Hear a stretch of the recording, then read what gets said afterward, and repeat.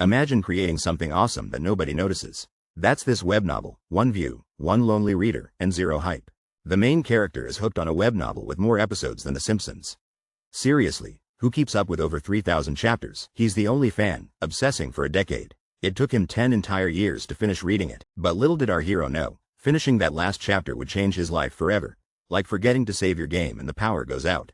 Suddenly, monsters from the novel burst into reality, with dragons and beasts tearing the city apart, chaos everywhere. Our hero finds himself face to face with roaring monsters, like he's been dropped right into his favorite story, but there's no checkpoint here. The world flips on its head the moment he finishes the web novel. Talk about wild timing. Subway cars screech and everything explodes into panic. Guess this isn't your everyday Monday commute. The main character spots a horned creature he recognizes and realizes, no way, this is exactly like the novel he read. He clutches his phone, knowing the plot and the monsters. He's the only one who knows how to survive because, for 10 years, he was the story's only fan. The sky erupts with meteors while two figures watch their entire city getting obliterated right in front of them. Suddenly, a shower of sparks explodes in midair as swords clash, lighting up the chaos. A mysterious figure plummets from the sky, smashing the ground, sending rocks and debris everywhere. Black-haired hero stares through the dust, raising his blade, muttering, "You." Face to face with a menacing opponent, the hero demands, "Who the hell are you?" Their swords collide again with a massive clang, buildings shattering behind them as they leap back. The hero lands hard, gaze icy, surrounded by destruction and falling embers like confetti after a terrible party. On a black screen, white words flash in, and someone nervously hesitates to read the final episode online, finger hovering over, unread episode 3149. His thumb taps the screen, but little does he know, spoilers hit harder than that falling meteor. As the sun rises, a group of people stands together, watching the light like they're about to start an epic adventure. The story says there are 3 ways to survive the apocalypse and promises if you're reading, you will survive. Holding his phone, Dokja sees a notice. This is the last episode. Is the world ending or just the web novel? Dokja frantically swipes his screen, confused, wondering if that's really the end of everything. On a packed train, Dokja clutches his phone while everyone around him seems completely unaware of his world-ending news. Rattled, Dokja's eyes widen as he realizes something big is about to go down and he might actually be involved. The train speeds on while Dokja thinks, "I'm Dokja," sounding way more dramatic than my last game of Monopoly. Dokja explains he's misunderstood almost every time he introduces himself to people. A conversation starts up. Someone assumes Dokja is just an only child, but that's not at all what he means. Dokja reveals his name on his employee card, sharing how his father wanted him to grow up strong and independent. "This is who I am in a nutshell. Get ready for my entire life story in just a few seconds. Maybe my name is cursed, because I've basically been alone and single since I was born. I'm Dokja Kim, 28, a third-rate college grad working as a contractor for a huge corporation. Not exactly living the dream. My main hobby is reading serialized web novels on my phone every day while riding the subway home from my boring job. But today's subway ride is about to get wild, and my ordinary life is about to explode. Somebody jokes that at this rate, I'll end up inside my phone. Joke's on them. I'm still trying to get inside my fridge. Suddenly, a woman steps in front of me, snapping me out of my screen trance. Who could this be? It's Sanga Yu from Our. And she looks directly at me like there's about to be an Office plot twist. I freeze up and awkwardly say hi, while Sanga asks if I'm heading home, keeping things casual. She says she got lucky since her manager's away. Guess miracles do happen even before 5 p.m. I can't believe I just ran into Sanga, the most popular girl at work, and her shampoo smells amazing. Sanga asks if I usually take the subway home, and honestly, she's got a whole fan club at our office. She's shocked when I say someone stole my bicycle. I tell her I bike for overtime exercise, and, well, other reasons. Seeing Sanga up close, I finally get why every guy is obsessed with her. But honestly, our lives are worlds apart. Suddenly she hits me with, "Can you lend me money?" Wait, did she just speak Spanish? But trust me, Sanga isn't the reason this subway ride is about to get super weird today. Turns out, she was practicing Spanish. "Can you lend me money?" On the subway? Like, who uses that phrase? I tell Sanga she's studying hard, then she flips it. "What about you, Dokja? What are you reading over there?" I try to show off my phone, but let's be real, I'm not exactly a textbook genius. She peers at my screen. "Yep, I'm reading a post-apocalyptic novel." "Is it a novel?" she asks, and I call it my Korean study tool. Hannah's obsessed with famous authors, but when she asks Dokja about his favorite, he can't confess what he's truly reading. Dokja's real hobby? Secretly binge reading web novels every day on the subway after a long day at work. He's not exactly proud of his addiction, but today is different. His all-time favorite story is about to end. For 10 years, Dokja has followed 3 ways to survive the apocalypse, and today, after all those years, it's finally concluding. To outsiders, it's just another web novel, but to Dokja, this story means the world. He's been with it since 8th grade. He clung to this story when he was bullied in school, finding comfort from his phone in the darkest corners. Even when he failed his exams and landed at a not-so-great college, this novel was his escape plan. Through bad luck on the front line in military service, Dokja still read his beloved novel, because sometimes the only battle you win is on your screen. Now, as a contract worker drifting from job to job, Dokja wonders if he's ever truly been happy except in his story. The end of his favorite world feels bittersweet, but today's the day the grand epilogue of TWSA finally arrives. Dokja reflects on finishing a web series with 3,149 episodes, an epic journey he alone stuck with all the way into adulthood. Dokja watched as views dropped until he was the only reader. This was a story written for him and literally just him. Wanting to support the author, Dokja leaves a comment of gratitude because his wallet's as empty as his series comment section. He tried recommending the series but got trolled by everyone. Some thought he was the author, others just ignored him completely. Suddenly, a coworker, Sanga, reminds Dokja they started the company together a year ago, making Dokja scramble to change the topic fast. They laugh awkwardly about their first year, remembering how clueless they were, and how their contracts are already ending soon. Dokja suddenly remembers that Sanga got promoted last month for her hard work. Oops, awkward realization mid-convo. He tries to play it cool, offering late congratulations and regretting not learning a foreign language, classic deflection, Dokja style. Dokja secretly admits Sanga is so impressive that if life were a novel, she'd be the main character for sure. While Dokja spent nights reading web novels, Sanga was grinding hard. No wonder success followed her like a sequel announcement. Sanga is going to become a full-time employee, but it's clear that I'm totally not getting that promotion. Sanga nervously offers to share the name of the app she uses, but Dokja looks confused and caught off guard. Dokja wonders, what if his life was a different genre? Like, maybe not, super normal guy. Genre. A lonely cockroach appears, and Dokja questions if his life has to be boring nonfiction. On the train, kids and adults stare at screens, while Dokja dreams of life being epic fantasy instead. Sitting in his suit, Dokja wonders out loud, could he actually be the main character for once? Could I have been the protagonist? Dokja asks himself, then remembers he's not even the sidekick. Sanga checks on Dokja, but he says it's fine, showing he's stuck in his classic, mystery guy, role. If one thing's for sure, Dokja says, it wouldn't matter what app Sanga uses, his story would stay the same. The real genre of Dokja's life? Nonfiction. Someone cancel Netflix, his story's too real. Dokja realizes he's not the main character in this world, just a reader trying to figure out his own story in a crowded place. The girl next to Dokja questions his bold words, curious about what it means to live your own life. She tells Dokja he's inspiring, which surprises him and makes him pause for a second. Motivated by Dokja, she suddenly declares she should live her own life too, catching him completely off guard. Dokja's just glad she's finally stopped talking so much, guess inspirational speeches double as noise-canceling headphones. Suddenly, Dokja's phone buzzes with a mysterious message, leaving him curious and a bit anxious. The message says, thank you, from someone named TLS-123, leaving Dokja totally confused. Dokja wonders if the message is from the author of his favorite web novel, TWSA. He's shocked and on edge. He gets more messages. They confirm the sender finished their story and even won a prize in a contest, thanks to Dokja. Dokja is blown away, thinking, TWSA was in a contest? As he tries to process everything he just learned, Dokja gets a weird message about a contest. Turns out, his favorite story is turning into paid content, and he might get a special gift. Suddenly, a monster with horns appears, hinting that something really bad is about to change the entire world. Dokja texts back, surprised about the present, and learns it's a thank you for helping the writer publish the story. He's stunned his story won any contest at all, and wonders if the creator is just embarrassed by how obscure it is. Dokja guesses what the present is. Maybe a $50 gift card? That'd buy a lot of instant noodles. The gift finally arrives. An email telling Dokja he has just 5 minutes before his favorite story goes behind a paywall. He scrambles to check his favorites, but suddenly something weird catches Dokja's attention. He's confused. The serial is completely gone without warning. Dokja wonders if paid content means wiping everything from existence. On a train with others glued to screens, the lights flicker and tension rises. Is the end of the story just the beginning? A girl beside Dokja looks up, confused and worried, as if she senses something strange is about to go down. Our train suddenly crashes, metal screeches everywhere, and someone screams. People wonder if this is a terrorist attack. Chaos has officially started. Passengers are panicking, screaming at the top of their lungs while the train shakes violently. One girl looks like she just saw her grades. A creepy grin appears, sending chills down everyone's spine. Things just went from 0 to nope in seconds. Smoke fills the train car, lights flickering, as everyone realizes this is no ordinary commute home. Dokja checks on Sanga, who's barely hanging on. He says it's probably nothing. Dude, the train looks haunted. The clock jumps from 6:59 to 700 p.m. with a sharp click. Because why not have something mysterious happen right on time? Dokja stares in shock, realizing it's 7 p.m. The exact moment when everything changed, like hitting New Game Plus. An automated voice tells everyone to evacuate immediately. The panic turns up as passengers scramble to the exits. Sangha clings to Dokja, begging him for answers, but he's just as clueless. Someone call tech support.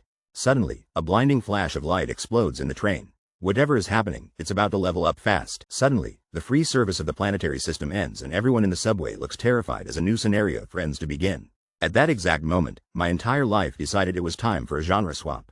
It's a dokabi, someone shouted, and now I'm thinking I wish this was just a prank show. A bright flash fills the subway, leaving everyone shocked and confused, like when you forget the flash is on during a selfie. I have no clue why that sentence appeared in my head, but it definitely didn't calm me down. The subway screeched to a stop, plunging the whole cabin into a darkness only my bad decisions had rivaled. People try convincing themselves it's not weird, just a normal subway delay, but my brain keeps replaying a familiar story. She whispers it can't be true and there's no way, but then asks about a dokabi, and my anxiety hits a new level. I turn to her and say, sorry, even though I'm trying to hold onto my last drop of sanity. Logically, none of this should be happening, but my eyes don't lie. This is real, no matter how impossible it looks. I just found this story on my phone. 2 small horns, a floating creature, and no idea if it's an angel or a devil. Everyone on the train freaks out as weird words fill the air, and I spot a mysterious glowing thing. Bro, what even is that? The creature finally appears, floating with style, and we decide to call it a dokabi. I guess even monsters need cool names. Our main character locks eyes, completely stunned. Something insane is happening, and no one else seems to notice yet. The entire crowd freezes, murmuring in confusion as a strange, furry creature appears. Suddenly, the line between fiction and reality blurs. This weird little monster starts sniffing around, babbling in a language no one understands. The crowd stares in disbelief. People start whispering, what is that thing saying? Someone even wonders if it's some bizarre AR prank. Awkward silence mixed with cringe. The main character recognizes it instantly. It's a dokabi, straight out of his favorite novel. The stakes just got real, apocalypse real. He squeezes his phone, totally freaking out. That exact monster from the story is actually standing right in front of him. This is next level. His friend thinks the creature is speaking Spanish, ready to start a conversation, because everyone knows mythical monsters love small talk, right? The main character jokes, asking if his friend wants to borrow money from the dokabi, saying a prayer or plead isn't saving anyone today. The dokabi's voice suddenly clears up, apologizing for the language patch glitch. Turns out, even fantasy monsters have technical issues. The dokabi shouts, can everyone hear me now? Looking way too hyped for someone launching the apocalypse. This is not your average Zoom call. This guy thinks he's late for a movie audition, but instead he's talking to a giant, fluffy creature on a train. Our confused hero tries to explain, but now a floating orb mentions paywalls and research. Has anyone ever paid to ride a subway? Now things get serious. The creature asks everyone to sit down and promises something super important, but one guy just wants the train moving. Suddenly, the crowd starts demanding compensation, and a little kid thinks this is just some wild cartoon. Honestly, it might as well be. Amid all the chaos, a mystery narrator declares they know exactly what's about to happen next. I have to stop them, the narrator thinks. If only stopping chaos on public transit was this dramatic in real life. The tension spikes as a worried guy tells Sangha not to move, and someone just says, haha, which is how I handle my exams. The floating orb comments on the noise, while Sangha seems completely overwhelmed by all the madness around her.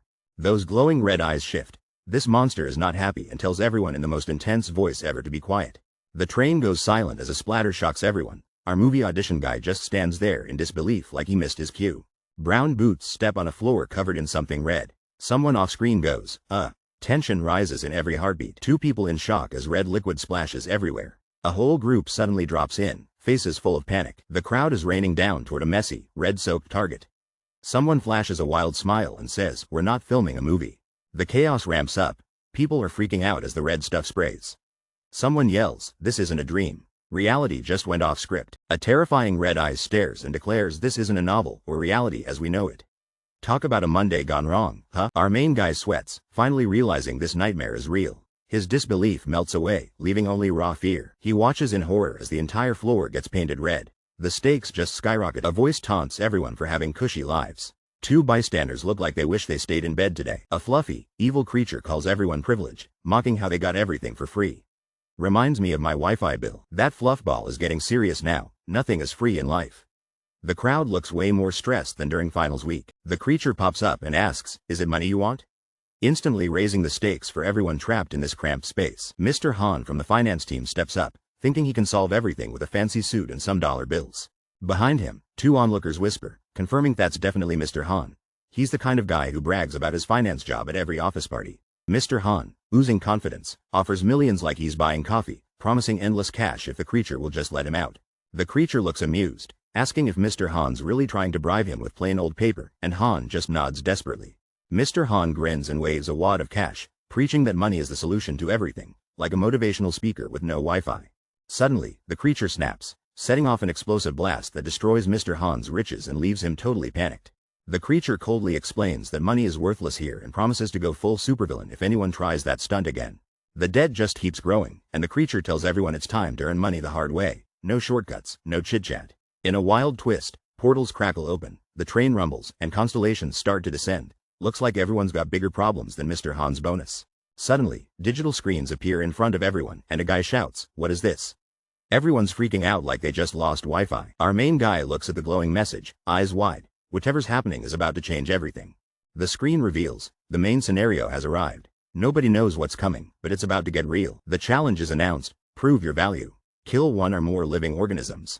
30 minutes, 300 coins, or else. Good luck napping through this. A floating, horned creature wishes everyone good luck while a nervous guy wonders if this is just some weird dream. A giant, evil smile pierces the room. This thing says it expects to see an interesting story. No pressure, right? Light explodes everywhere and people panic. These guys look like they just found out their favorite show got cancelled. People mumble and whisper on the subway, unsure what to do next as tension fills the air. One woman nervously tries to call the police but doesn't get a response. Like they're ghosting her with, "Do not disturb."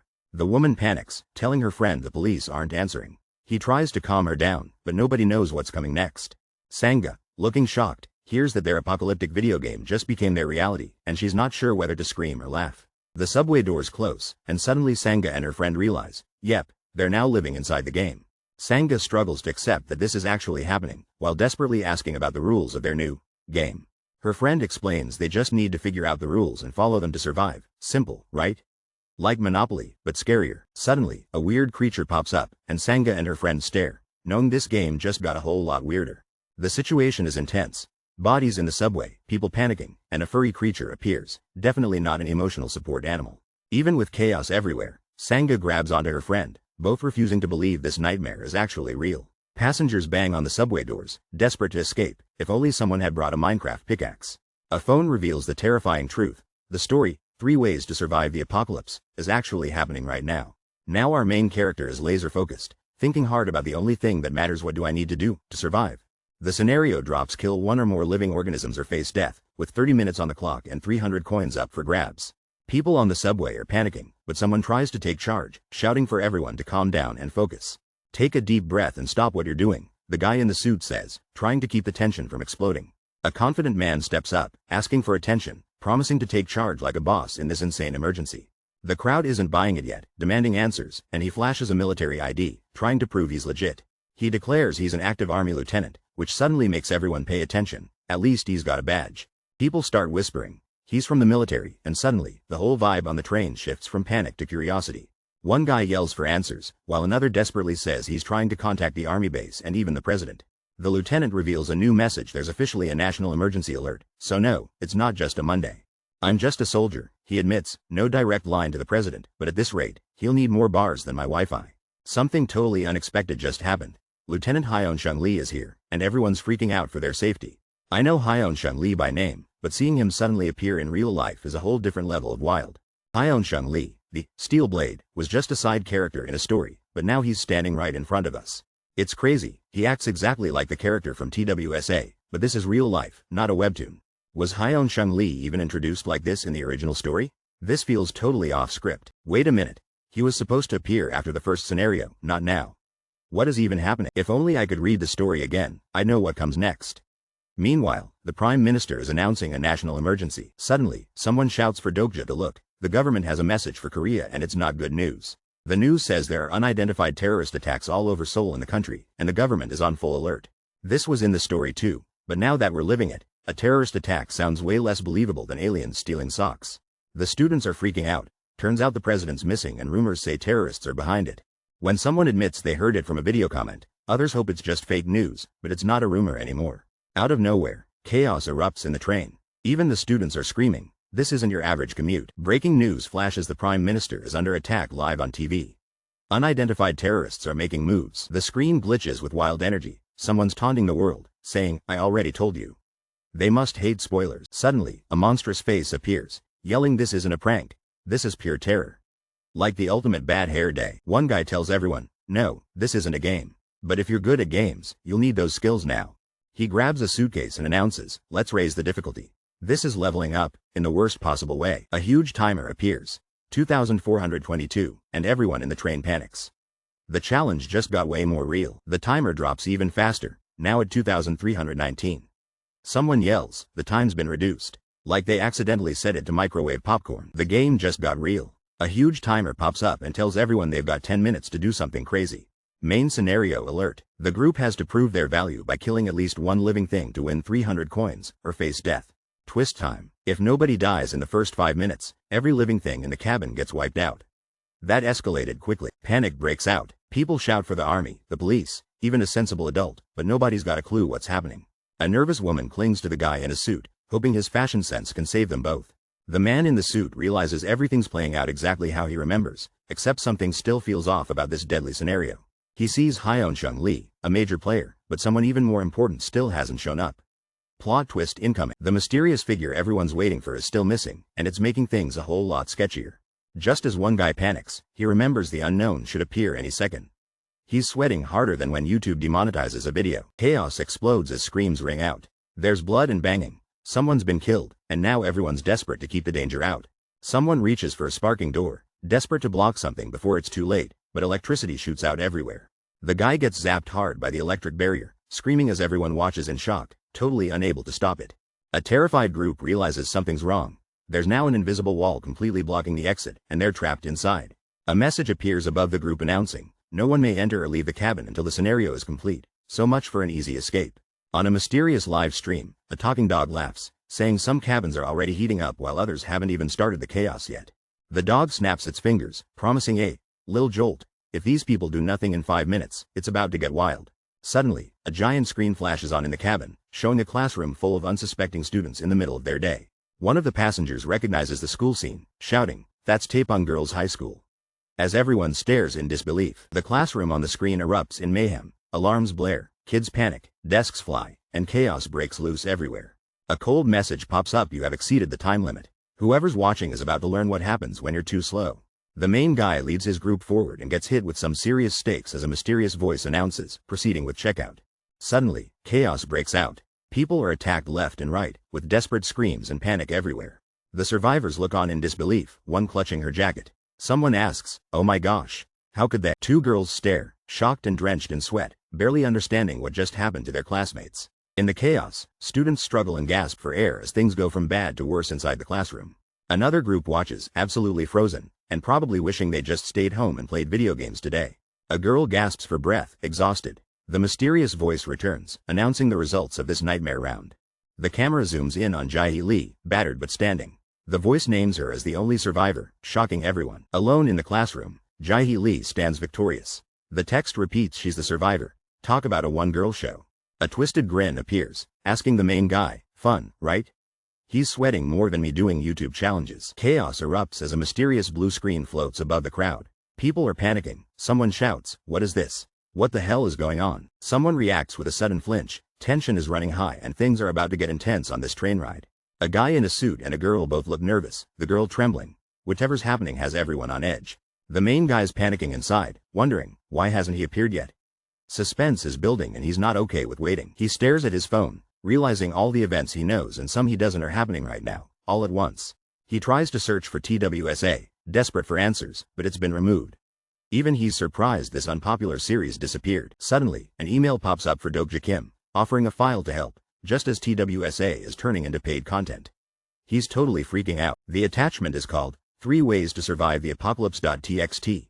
This is the file that could change everything. Dokja just stares at his phone, rubbing his eyes in disbelief, like, am I dreaming or did I just get free apocalypse hacks? He checks the file name closely. Yep, it really says, the apocalypse.txt. Not your average homework attachment. Imagine getting a book from your favorite author, except you're worried it's illegal. Dokja's completely bewildered, but at least the author can't sue himself, right? This guy realizes everything around him looks exactly like a video game, and he's trying to process what's happening. He wonders if he can open his attributes window to figure out what kind of powers or stats he has. He tries to open the window, but gets a weird error message and looks super confused. The screen bluntly says, attributes window cannot be opened. Instant rage quit vibes. He tries again, hoping it's just lag, but nope, still can't access his stats and now he's totally freaking out. Our main dude is just staring at the screens, not sure if he should restart his life or call tech support. Giving up for now, he decides to check a random file attached and hopes for a miracle. If only school assignments were this suspenseful. Suddenly, his screen tells him his attribute is activated. He can now speed read like a human audiobook. His eyes go wide as the information floods in at turbo speed, like he just unlocked Ultra Instinct for reading.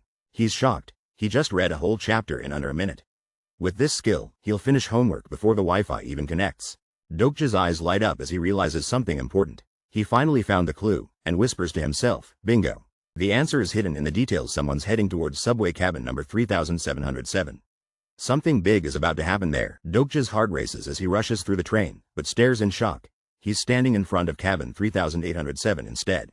Peering into 3807, Dokja remembers, cabin 3707 is where everything changes. Suddenly, everything starts to make sense, and unease hits. He figures it out. The insane stuff happening isn't like the story because the real action went down in the cabin behind his. Wait. If the main story happened in the other cabin, what happens to everyone trapped with Dokja in 3807? Dokja's friend suggests they do something, but chaos in cabin 3807 is spiraling out of control. Wouldn't want to be their insurance agent. Dokja decides it's way too late to help. The situation looks hopeless for almost everyone in the other cabin.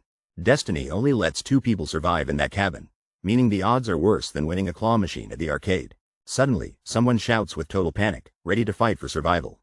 This train just turned into a real-life battle royale. Somebody gets grabbed by the collar and winces in pain. This is not looking good for him at all. The silver-haired guy is done taking excuses. He demands silence while the other begs desperately to be let go. Silverhair's eyes go red as he strikes. Things just escalated way quicker than my bank account. I knew who those 2 people were, and suddenly things just got really personal for our main character. The silver-haired guy looks intense. He's clearly not messing around, and his threat feels way too real. Sanga and her friend are in shock. The text warns Sanga probably won't make it out alive. The stakes climb higher. If nothing changes, everyone in this cabin is doomed, including the person telling this story. Someone shouts, "What do you think you're doing?" And you know nobody's ever about to say something helpful after that. Another guy lunges in, scolding Silverhair about respecting elders. He's about to teach manners the hard way. The girl and her friend spot Mr. Han, and honestly, they look as surprised as I was when pizza arrived early. Silver-haired Namoon is shocked, staring up and trying to figure out what's happening. His eyes are wide with confusion. Namoon grabs a man and yells, demanding if he wants to die, while chaos erupts around them in a packed subway. The man with glasses points to a floating blue screen, asking everyone if they can see the mysterious notification. People panic and scream for help as fighting breaks out. Namoon shouts that the army won't be saving anyone this time.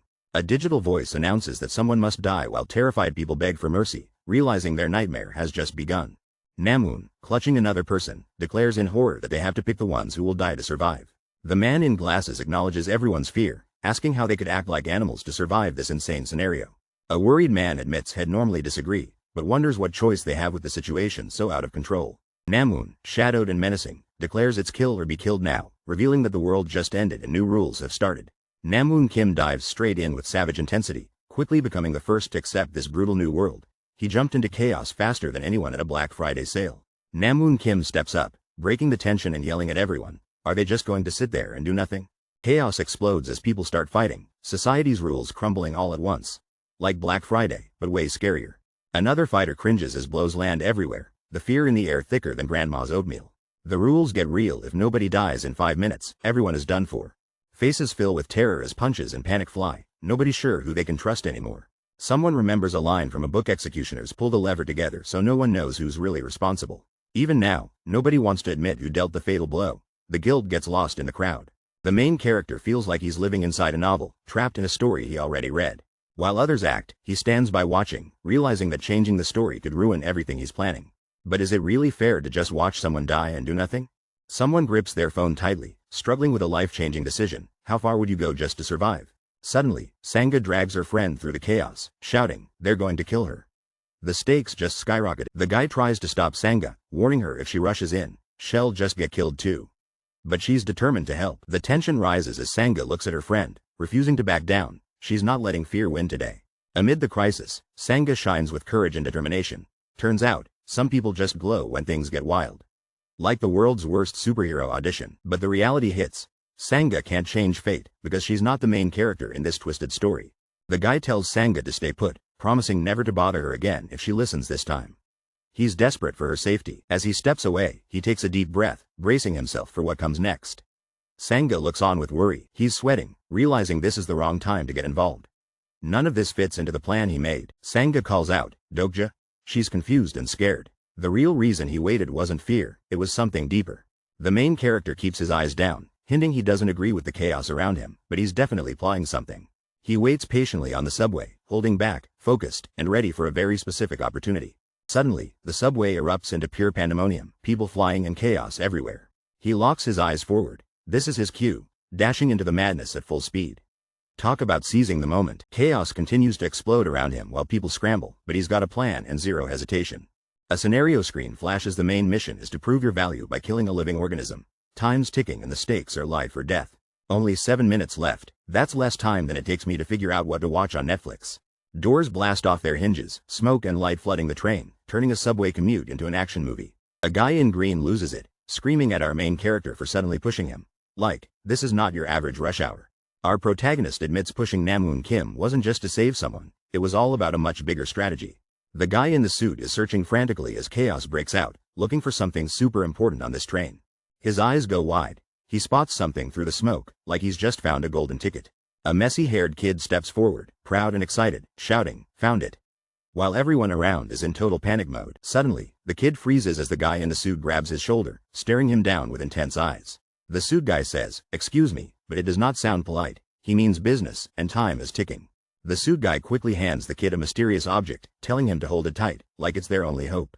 Swinging into action, the suit guy yells for everyone to stop, reminding them that winning this fight won't save anyone.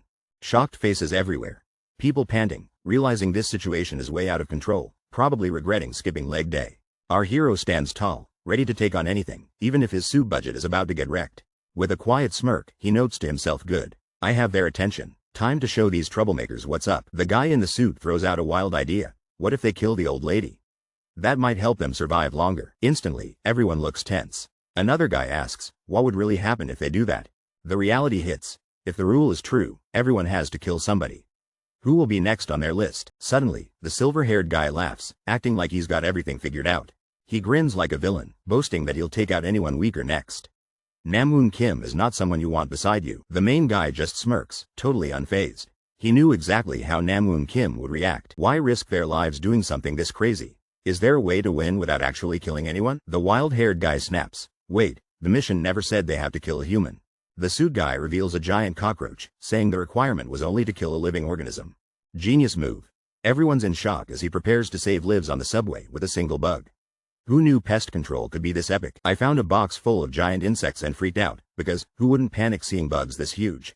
One guy shouts, "Of course. If we kill one of those," and everyone's face turns deadly serious. The chaos that made them attack before is building up again, and things are about to get wild. Suddenly, a guy charges at me with crazy energy, like I just stole his last slice of pizza.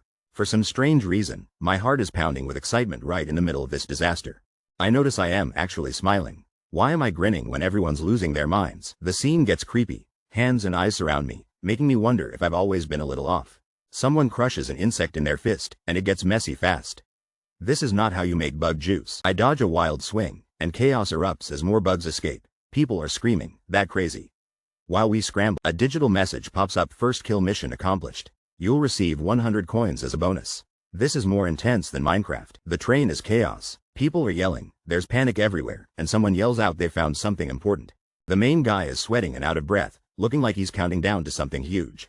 There's only 3 minutes left before time runs out. Someone questions his moves. Pressure is on. Mr. Suit steps up, and the room feels tense. Is he the boss here, or just crazy confident? The white-haired guy cracks his neck, acting like handing over bugs is no big deal. I mean, who collects bugs in a crisis? He points out only 3 insects are left, confused and maybe a bit suspicious about what just happened. White hair laughs, realizing the main guy tossed the bugs because not everyone could survive. Yes, is all the main guy says. Main guy stays cool, calling the whole idea ridiculous. Apparently, doing insane stuff for dumb reasons isn't his style. No one sane would pull something this nuts. Seriously, who would start a survival game just for giggles? Not even for $1 billion. The white-haired dude gets all creepy, grinning wild, daring him to admit he just wanted to see everyone fight to survive. Namwoon Kim is not your average guy. He's actually kind of a villain and seems to love chaos way too much. Bam! The skill character profile activates, revealing all of Namwoon Kim's crazy stats and just how much trouble he could be. Turns out, most teens couldn't survive this nightmare world, but Namwoon Kim isn't like them at all. People started calling him the delusional demon. Seriously, what kind of nickname is that?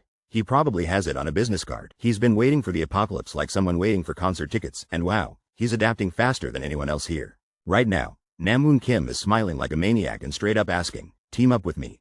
What do you say? The main character gets a level up notification. His understanding of Namwoon Kim just increased.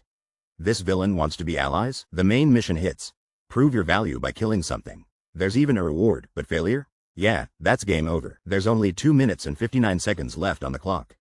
If this was an exam, everyone would just be guessing answers by now. Flames devour the inside of a train as chaos erupts, bodies down everywhere. This is definitely not your average commute today.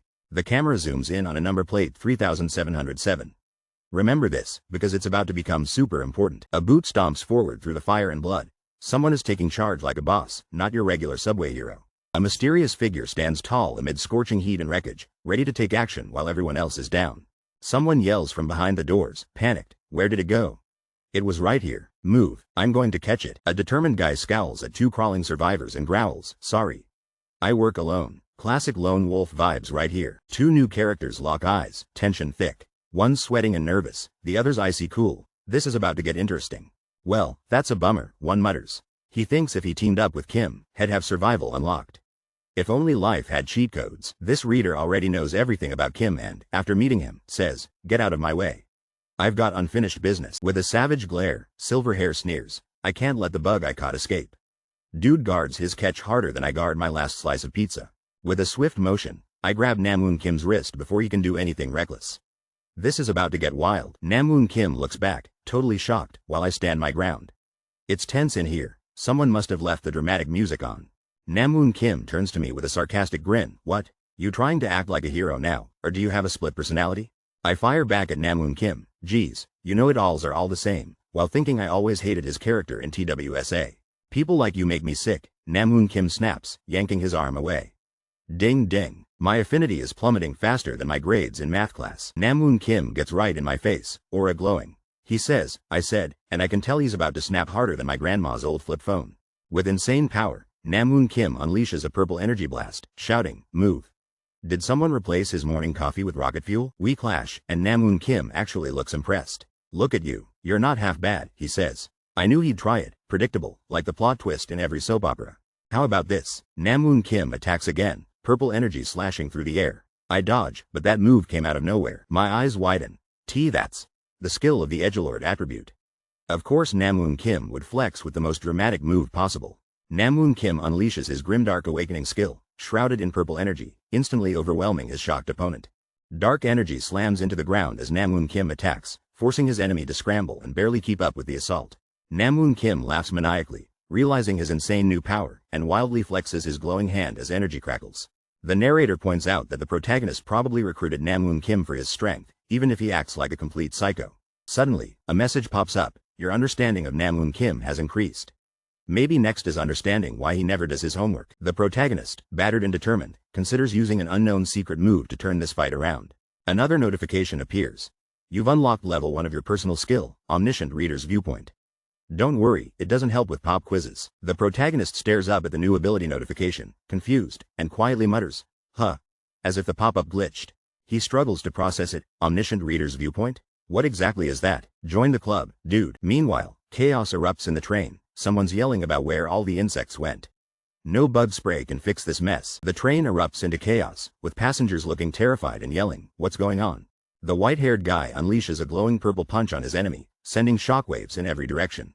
In a flash, the white-haired fighter gets slammed backward by a mysterious force. The dark-haired guy dodges another blazing attack, while the white-haired dude screams in frustration. White-haired guy yells out, "Why aren't you getting hit?" as he grows more desperate and furious. The dark-haired guy just smirks and says, "Try all you want, but you won't be able to hit me." Flexing level 1 unlocked. Suddenly, glowing words appear, revealing the secret right shoulder. This brings new tension to the action. The dark-haired guy's eyes laser focus, like he just saw someone steal his fries. The white-haired guy finally lands a massive hit, but the dark-haired dude stays standing with style. The omniscient messages shout, "In the face," as the white-haired guy keeps swinging. Somebody get this man a tutorial. I activated my second skill, omniscient reader's viewpoint, and instantly everything changed.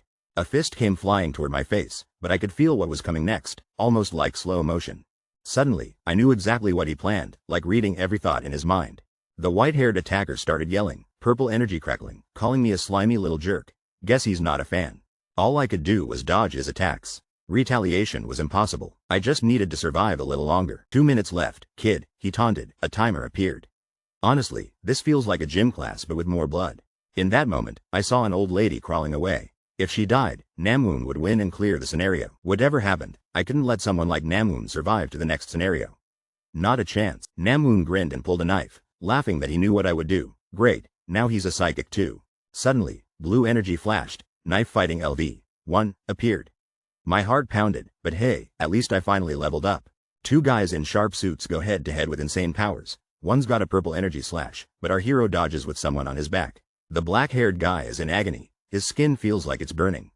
And suddenly, the villain's got a glowing purple knife. Struggling and gritting his teeth, the main character clings to the man he's carrying, refusing to give up. Slow motion, a single step hits the ground. Then the black-haired guy bravely hauls the older man toward the subway exit. Death is just around the corner. The stakes couldn't be higher. One wrong move and it's game over. If he loses to Namwoon Kim, he's asking himself, is he going to die too? It's literally survival of the fittest right now. Nope, the world's always been like this. Guess it's not just Mondays that are tough for this guy. The strong prey on the weak. Our hero sits hurt, surrounded by chaos, but nothing's changed. The rules are just clear now. If he wants to survive, he's got to follow those brutal rules too. No mercy in this jungle. Namwoon Kim taunts him. Come on, smarty pants, you can't even run. Let's just get this over with before time's up. If I hesitate, things could go really, really bad for me. Namwoon Kim steps up, asking the weirdest question about insect eggs. No, this is not a biology class.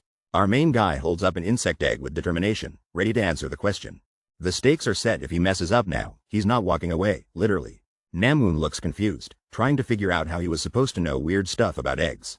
The main character slams the answer with confidence and immediately gets bonus coins like he's in a real-life video game. Namwoon swings his knife in frustration while the game asks if tutorials are needed. Seriously, even games want to help him survive. With zero hesitation, our protagonist skips the tutorial and dumps 2,700 coins into stamina.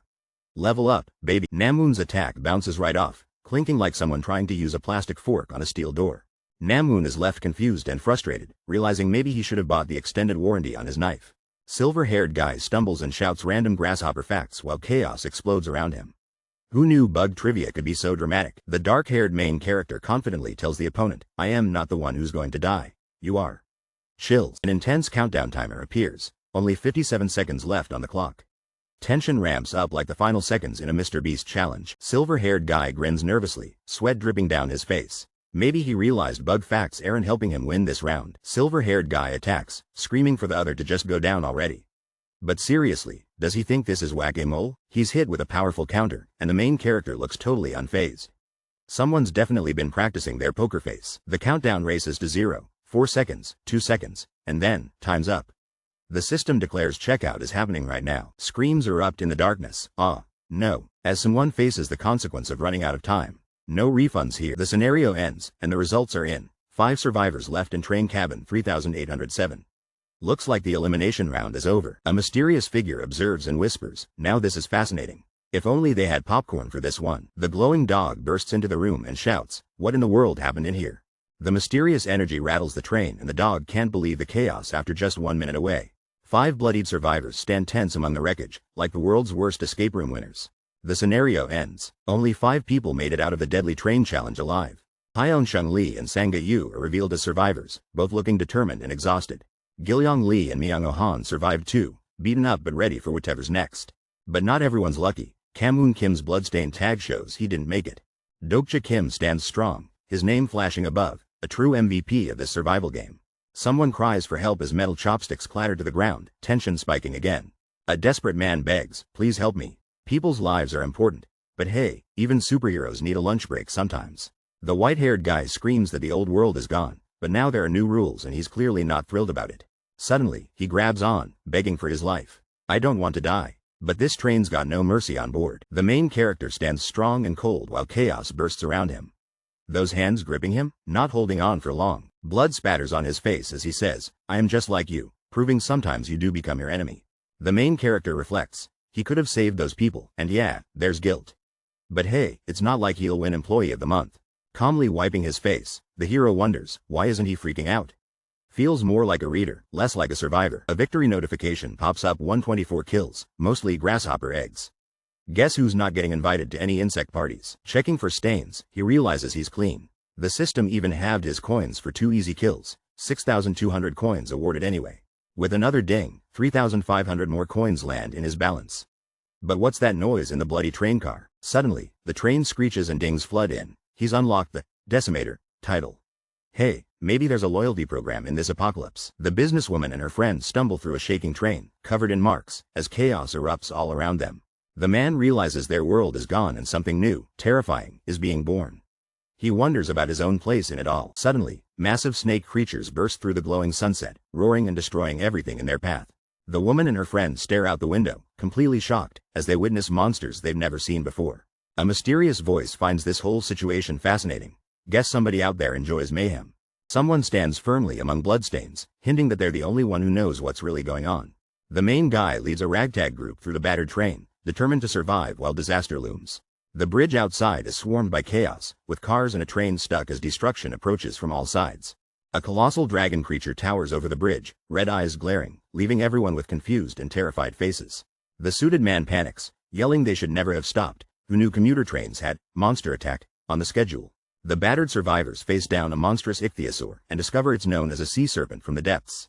The group realizes the world follows bizarre rules, and monsters like that serpent only attack if the story demands it. Mr. Black Suit whispers they're safe for now, but his face says he's about as relaxed as a cat near water. A sheep-like creature counts 21 shining stars, which means there are 21 cosmic viewers tuned in to their desperate struggle. The secrets out these mysterious constellations are literally streaming every scenario for their entertainment, and our crew just hit the big leagues. Suddenly, the cosmic system announces 2 constellations are now slightly hostile. They really didn't like Namoon Kim's surprise exit. Namoon Kim's role was to wipe out everyone in this cabin, but our main guy flipped the script entirely. The hero guesses a constellation must be fuming, and thanks to this twist, even his payment gets delayed. Talk about cosmic customer service. With preferences popping up, he thinks this story is officially kicking off. At least no one's rating the knives on Yelp. Yesterday, he was a regular commuter watching the world, but now, he's the one everyone's tuning in to see. Dokja just scored 500 coins from mysterious constellations who love his wild moves. Talk about earning while you survive. Dokja hopes everyone enjoys the crisis, but warns admission isn't paid in cash. It's paid with your life. Hide your wallets. Suddenly, Sangha steps in, reaching out to Dokja as he's surrounded by chaos. Friends matter when things get crazy. Standing up, Dokja apologizes to Sangha. He says he couldn't save the old lady, regret etched on his face. Sangha looks concerned, asking how Dokja's still standing after everything. She can't believe what she's seeing. Dokja nervously brushes it off, thanking Sangha for having his back earlier. Seriously, teamwork always saves the day. Sangha remembers Dokja throwing a cage her way. For a second, she wonders if he just has the worst aim ever. Dokja laughs it off, saying, that's just a coincidence, but between us, his aim is as suspicious as his poker face. Dokja assures Sangha it won't happen again, and they both stand ready. Team Awkward Alliance, let's go. Sangha might not say much, but Dokja knows she's sharp, a survivor who definitely caught what he meant. The fluffy creature says some lived because of one person's choice, and others didn't make it, setting the stakes super high already. People are shocked there are 5 survivors and apparently, even constellations are tuning in. 21 intergalactic viewers, no pressure. Our main guy identifies Gilyong Lee, noting down his name and keeping an eye out for every detail like he's Sherlock on the subway. Flashback time. The boy receives something important from an adult, and you just know this memory is key to the story. The boy stands alone on the train, clutching something tight, surrounded by absolute chaos as everyone else scrambles. Suddenly, someone reaches out, patting the boy on the shoulder and starting the classic, "Hey, kid. You know it's about to get real." The man asks point blank, "Do you want to live?" And you can feel how heavy the moment is. They might as well be picking teams for dodgeball, but it's life. The boy nods and they agree to team up, showing it's less about sympathy and more about survival. And wow, that height difference, right? The constellations are literally throwing coins at them for teaming up, proving kindness is good, but apparently, it's even better for business. He tries to get Constellation attention for future help, mentioning that, by the way, the guy in the next cabin was officially crazier than pineapple pizza. The group begs, hoping their nightmare is over, but the guy in the suit isn't ready to set anyone free yet. And then there's Mr. Myung-oh-han. He's got luck on his side, but he's not looking too happy about it. They did everything asked, but the floating creature mocks them and reveals chaos outside. Nobody's getting off this subway that easily. Suddenly, a giant monster bursts out, teeth bared and eyes glowing, ready to cause total mayhem. Mr. Myung-oh-han stands frozen, while another guy smirks and admits he's impressed. Maybe surviving is worth a prize after all. The creature admits he had zero expectations. They survived anyway, earning little more than the title of grasshoppers in his eyes. Even my YouTube subscribers get more respect, but there's a reward. Now they're actually qualified to get sponsored by Constellations. Sounds flashier than my last merch drop. The floating creature can't believe nobody's excited about this sponsorship upgrade. He's acting like he just handed out free iPhones. The black-haired guy knows the secret. He's the only one with any clue what a sponsor or constellation even is. The harsh reality: if they go on like this, even a weak ground rat could end them, but at least some cosmic big shots want to help out. The group stands confused, trying to understand mysterious rules given by a shadowy monster with huge horns. Stakes just got very real. Suddenly, something flashes with blinding light. The monster claps its paw, and everyone braces for what's coming next. Blue screens pop up in front of everyone, shocking them, as if they've just unlocked new powers or started playing a real-life video game. A wild sponsor selection pops up, and Dokja faces 4 mysterious constellation sponsors, each with epic names and secret powers. Dokja's deep in thought, analyzing the 4 sponsors, while his friend nervously asks if he knows what's going on. 2 weird sponsor options appear out of nowhere, and Dokja admits he's just as clueless, comparing it to a random school test. Sangha lucks out with her options, while Dokja realizes this sponsorship event could seriously change their fate. The suspense is real. Cosmic beings called constellations are lining up to sponsor Dokja, each hoping to team up with him. But there's a catch. These constellations never reveal their true identities, making it like a cosmic guessing game. Dokja remembers the protagonist once had 5 sponsor choices, so 4 is still a big deal. Time to crack these cryptic names. For a superfan like Dokja, solving this sponsor mystery is easy. He's ready to break down the list quicker than you can sub to Mr. Beast. The abyssal black flame dragon appears, looking like the final boss in every game, and Dokja knows this dragon leads a fearsome group. Picking the dragon sponsor would seriously boost Dokja's strength early on, almost like using cheat codes before level 1. The main character weighs his options but realizes that some powers come at a dangerous price, turning their wielder into a total psycho. He decides to put the edgy sponsor on hold, then is shocked to see a powerful candidate pop up on his list. Enter the demonic judge of fire. The name sounds evil, but appearances can be deceiving. This constellation isn't actually a demon. Turns out, if you like fire and passing judgment, this figure's got you covered. Fire and justice. Like a celestial barbecue judge, the real identity is revealed. Archangel Uriel appears in a blaze of radiant wings and heavenly power. Constellations like Uriel are strong but come with a huge drawback: major restrictions if you get sponsored by them. Next up, the secretive plotter enters the scene, cloaked and mysterious, shrouded in starry darkness. The protagonist is left speechless, caught between choices that could shape his entire destiny. He wonders if there's a hidden option he missed, convinced something new is on the list that wasn't in his favorite story. Scanning the list, one sponsor seems almost laughably weak, like picking the diet version of a superpower. Faced with a choice, our hero picks the very last option on the screen without hesitating. Heart racing, he adjusts his tie, shocked that a constellation has already offered him something huge. The prisoner of the golden headband is revealed as Sun Wukong, the great sage with unimaginable strength. One of the novel's main characters was actually sponsored by Sun Wukong. Talk about connections. Sun Wukong isn't your average hero. He can wipe out hundreds with a swing and monsters with lightning. Memories kick in as our hero wonders why such a powerful being would be interested in him specifically. Everyone gathers to make their choices, but clearly, one guy in a suit is about to change the game. Inside a battered subway, tension heats up. He wonders if he'll ever be able to win against this power. Suddenly, a mysterious creature announces someone made a very interesting choice, and everyone glances over. No worries if you missed out. Looks like plenty more wild chances are on the way, just like my failed diet. The group is told to take a quick break because the next scenario is coming up soon, giving everyone 10 minutes to breathe. Dokja stares ahead, deep in thought, definitely not liking the sound of next scenario. Dokja calls everyone to gather around in the subway car, but it looks like no one really wants to move. Hyeonshung Lee introduces himself to Dokja, shaking hands awkwardly as he mentions he's in the army. Dokja learns Hyeonshung used to be in the army, and man, his handshake could break a watermelon. Hyeonshung thanks Dokja for saving their lives and says they wouldn't have lasted without him. Suddenly, Dokja gets a big slap on the shoulder, and someone shouts, "Haha, you did it, rookie." Myung-Oh Han appears and puts his arm around Dokja, expecting special treatment. Maybe he gives out business cards too. Dokja calls Myung-Oh by his first name, but Mr. Han insists on some respect, even in the apocalypse. Myung-Oh Han rants about manners, but Dokja is done and shuts him up faster than a Wi-Fi outage. This guy is freaking out, but someone's trying to knock sense into him with a wild look in their eye. A dragon's burning everything down outside, and someone just asked if a game company even survived this chaos. The suit guy tells everyone to wake up, calling out the whole group because nobody's grasping how serious this is. Turns out, they're trapped in a deadly game. There's an interface, stats, and you have to fight to stay alive. The group is speechless, just standing there like they realized their favorite snack got discontinued. One person still can't believe this is real, but yeah, this nightmare is definitely not a drill. Hyeon-chung Lee decides to trust Dokja, asking if he's got any genius plan to survive now. Dokja stands up, firm and confident, declaring they have to escape, no more hesitation. The group stares at Dokja with faces that scream, "Wait, we actually have to move?" Suddenly, a dragon roars from behind, making everyone realize they need to run for their lives right now. Dokja tries to convince everyone to leave, but panic hits as even Hyeon-sung is too scared to risk it. Suddenly, an explosion rocks the door. The whole crew freezes as someone starts slamming their way in. Dokja's heart is racing. Are they already being thrown into another scenario, or is it something even worse? The message is clear: whoever's behind that terrifying door is the sole survivor from the infamous subway cabin 3707. Slam. The team realizes exactly who's coming, and let's be honest, they're hoping it's not the pizza guy. Dokja's eyes go wide as he realizes he's coming, and nobody here is ready for this. The narration spells it out: this isn't just anyone. This is the true protagonist about to steal the show. Dokja tells Hyeon-sung they have to bail right now, or else they're all doomed.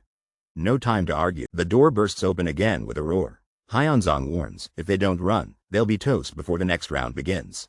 But Hyeon-sung's voice shakes as he asks, what if whatever's behind that door isn't even their enemy? The survivor is being accused of taking out everyone else in his cabin. Tension is on another level, and we're just getting started. Two survivors question if meeting this dangerous guy is still a good idea, while chaos rages behind them. They scramble to escape, but every door they try is busted. It's like the worst episode of House Hunters. Dokja realizes the force field is gone, but every time they find a door, it just refuses to work. There are 8 doors and 3 left to check. The pressure's on. There's no way all these doors are broken, right? Suddenly, an explosion shakes the cabin, blasting the door in a fiery burst like the world's angriest exit sign. Bodies are everywhere as survivors stagger, and a mysterious silhouette stands threateningly in the distance. Dokja stands ready, but every noise and slam around him makes this feel like a really intense escape room. Someone calls Dokja, pointing him toward a possible way out. So far, this rescue mission is just a series of bad surprises. A group gets ready as one guy takes on the next door, praying it's the jackpot and not another dead end. The subway doors creak under pressure, but they won't budge and the tension just keeps rising. Everyone's staring at the exit, but it's busted. Still, it's their only shot at getting out alive. The main guy glances at his coins. He debates powering up, but he's worried he'll regret it later. Someone tells Hyeon-chung to use his skills. Suddenly, a digital prompt saying character profile activated flashes in the air. Hyeon-seong's stats pop up like an RPG. He's got major strength, crazy stamina, but definitely not a pro gamer. The narrator's relieved. Hyeon-seong's powers match the novel's version. If only my homework stats looked this good. Hyeon-chung admits he's clueless about using his skill, but the main guy simply says to picture it in his mind. Hyeon-chung yells, unleashing all his energy, like he's yelling at his alarm clock in the morning. Hyeon-chung powers up, rips the subway doors open. Everyone's jaws drop. Total superhero moment right here. Cheers break out. The main guy sees that Hyeon-chung now trusts him, and, wow, building friendship levels pays off. The group sprints down the subway, panicking as someone shouts about a steel door about to break. But something feels even more dangerous. One of the guys realizes this was totally predictable. Why does nobody ever listen when there's trouble coming? The team skids to a stop as a massive explosion rips through, lighting up the tracks, and something ominous appears in the blast. Floating in the chaos, a tiny horned creature wags its finger and complains they aren't following its rules. Who knew monsters hated being interrupted? Stunned and exhausted, the survivors regroup, with one guy lamenting like it's Monday morning and another gripping his aching head. The annoyed creature sighs, "You're lucky humans," and snaps its fingers. Not sure if they're lucky or just accident-prone. Suddenly, glowing blue screens appear before everyone, catching them off guard. It's like the world's weirdest pop-up ads. The rules are clear: cross the collapsed bridge, enter Oksu Station in 20 minutes for 200 coins, or face a mystery penalty. Dokja mutters, "I knew it. Maybe he should play the lottery next, since his predictions are on fire today." The girl warns the bridge isn't collapsed yet, but Dokja yells for everyone to run. Turns out, collapsed might just be a spoiler alert. The bridge is falling apart and Sanga's crew knows they can't survive by playing fair. Time for a wild move. Rushing on the tracks, they're exhausted but determined, barely making it as the flames get closer. Out of nowhere, a guy freaks out. Something massive is about to appear.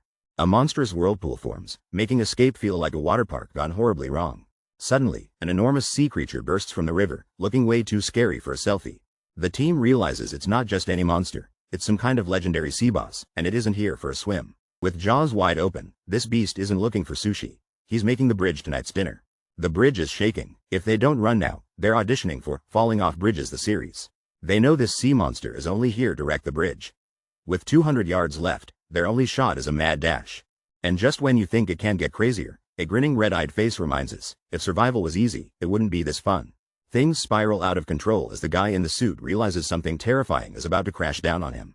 This evil creature grins and announces it's about to make everything way more dangerous for everybody. Instantly, the game difficulty bumps up from E to D. Talk about a plot twist nobody asked for. Black ether starts swirling everywhere as the thoughts of the dead suddenly come back to life. People start dropping, and a mysterious ghostly energy flows around their bodies. Yep, this is starting to look like a seriously bad day. A girl shouts in shock as she spots an army of zombies closing in on them, making her wish she'd just called in sick. Demonic beings spring back to life, roaring and charging. One guy tries to negotiate with the zombies. Good luck with that. A new pair enters the chaos, as one shouts, Dokja, and the screen tells us they've made it to Aksu Station. Our group sprints down the train tracks, dodging roaring undead as the night turns even crazier. Reaching the stairs, the last 3 survivors brace themselves, ready for whatever horror this twisted level throws at them next. With sweat dripping down his face, Dokja yells, everyone get down. As something massive approaches, out of nowhere, a gigantic blue dragon crashes through the ceiling with glowing red eyes, sending rocks flying everywhere. A hand rests motionless among shattered rocks, hints of chaos and defeat on the ground. A battered man in a torn suit struggles to his knees through smoke, asking if Dokja is okay. Dokja touches his own face, disbelief and shock written clearly in his eyes. The camera zooms out, destroyed bridge, train tracks full of debris, and bodies scattered everywhere.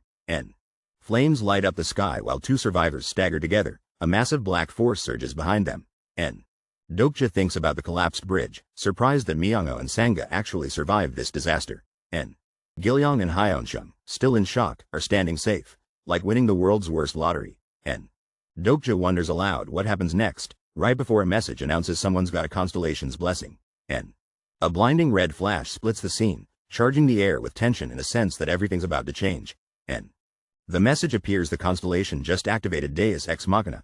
Things are about to get wild. Who needs plot when you've got blessings? Lightning blasts split the ground as energy crackles through the air, leaving everyone in shock as debris flies everywhere. Dokja reads a glowing blue screen. Only an even number of people can cross the bridge of even numbers, or it collapses. Sanga, panicked, tells Dokja about a sudden voice in her head as chaos rages around them. Deus Ex Machina is revealed. It's a risky power that lets a constellation change the scenario directly. Could Sanga's constellation have pulled off this wild rescue just to save her from danger? This level of intervention is super rare. Dokja wonders, what kind of constellation supports Sanga and activates character profile? Dokja tries using his skill but gets blocked. The system says Sanga doesn't have a registered character profile, which is insanely weird. He's suspicious. Either a special constellation shields Sanga, or she somehow unlocked the mental barrier skill super early. Suddenly, Sanga screams Dokja's name, eyes wide, warning him of something urgent. Dokja barely turns in time as a blur rushes at him from behind, a fist aimed right at his head. The main character is slammed into the ground by a monstrous figure, pain and disbelief filling his eyes. He crashes down the length of the train, sunlight exploding in the background as the force of the impact sends him flying. Nearby survivors huddle on the tracks, terrified, while a shadowy beast with glowing eyes growls, creating serious end-of-level boss energy.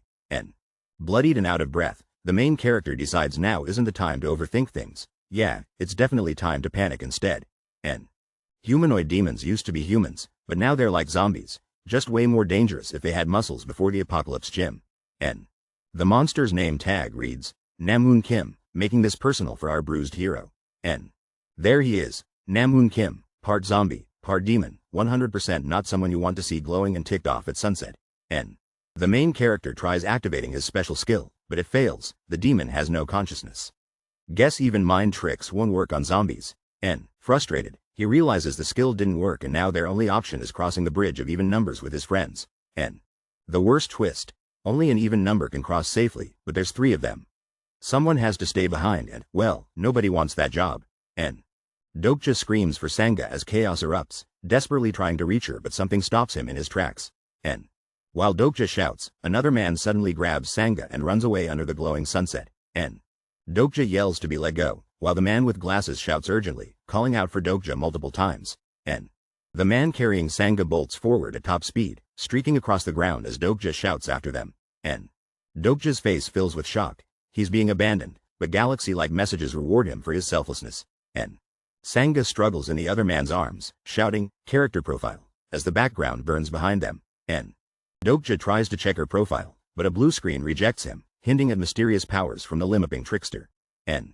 Mysterious text fills the screen, revealing that stigma is a special power, and not everyone can possess this might. N. Dokja realizes with a smirk he was foolish. If these characters aren't from TWSA, of course his skill won't work on them. N. Suddenly, a wild white-haired guy bursts onto the scene, roaring louder than my Wi-Fi when it goes down on upload day. N. Our hero is surrounded by glowing-eyed monsters charging at him on a narrow bridge. He's completely trapped and outnumbered. N. He's thinking fast but gets tackled by a creature. He realizes he can't cross the bridge alone now. N. He wonders if dragging a demon across might work but dismisses the idea. Looks like this bridge isn't carpool friendly. N.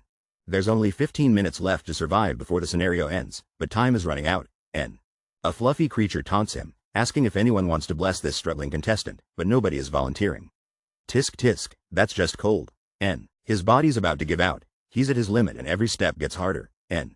He skids desperately, toes digging in as the ground cracks. He's not giving up without a fight. N. The suit guy gasps for air on the riverbank, battered but still clinging to hope. His determination is wild. N. Meanwhile, chaos erupts. Floodwaters crash around the bridge as even more glowing monsters emerge. N. He stares ahead, beaten and exhausted, thinking he might actually die this time.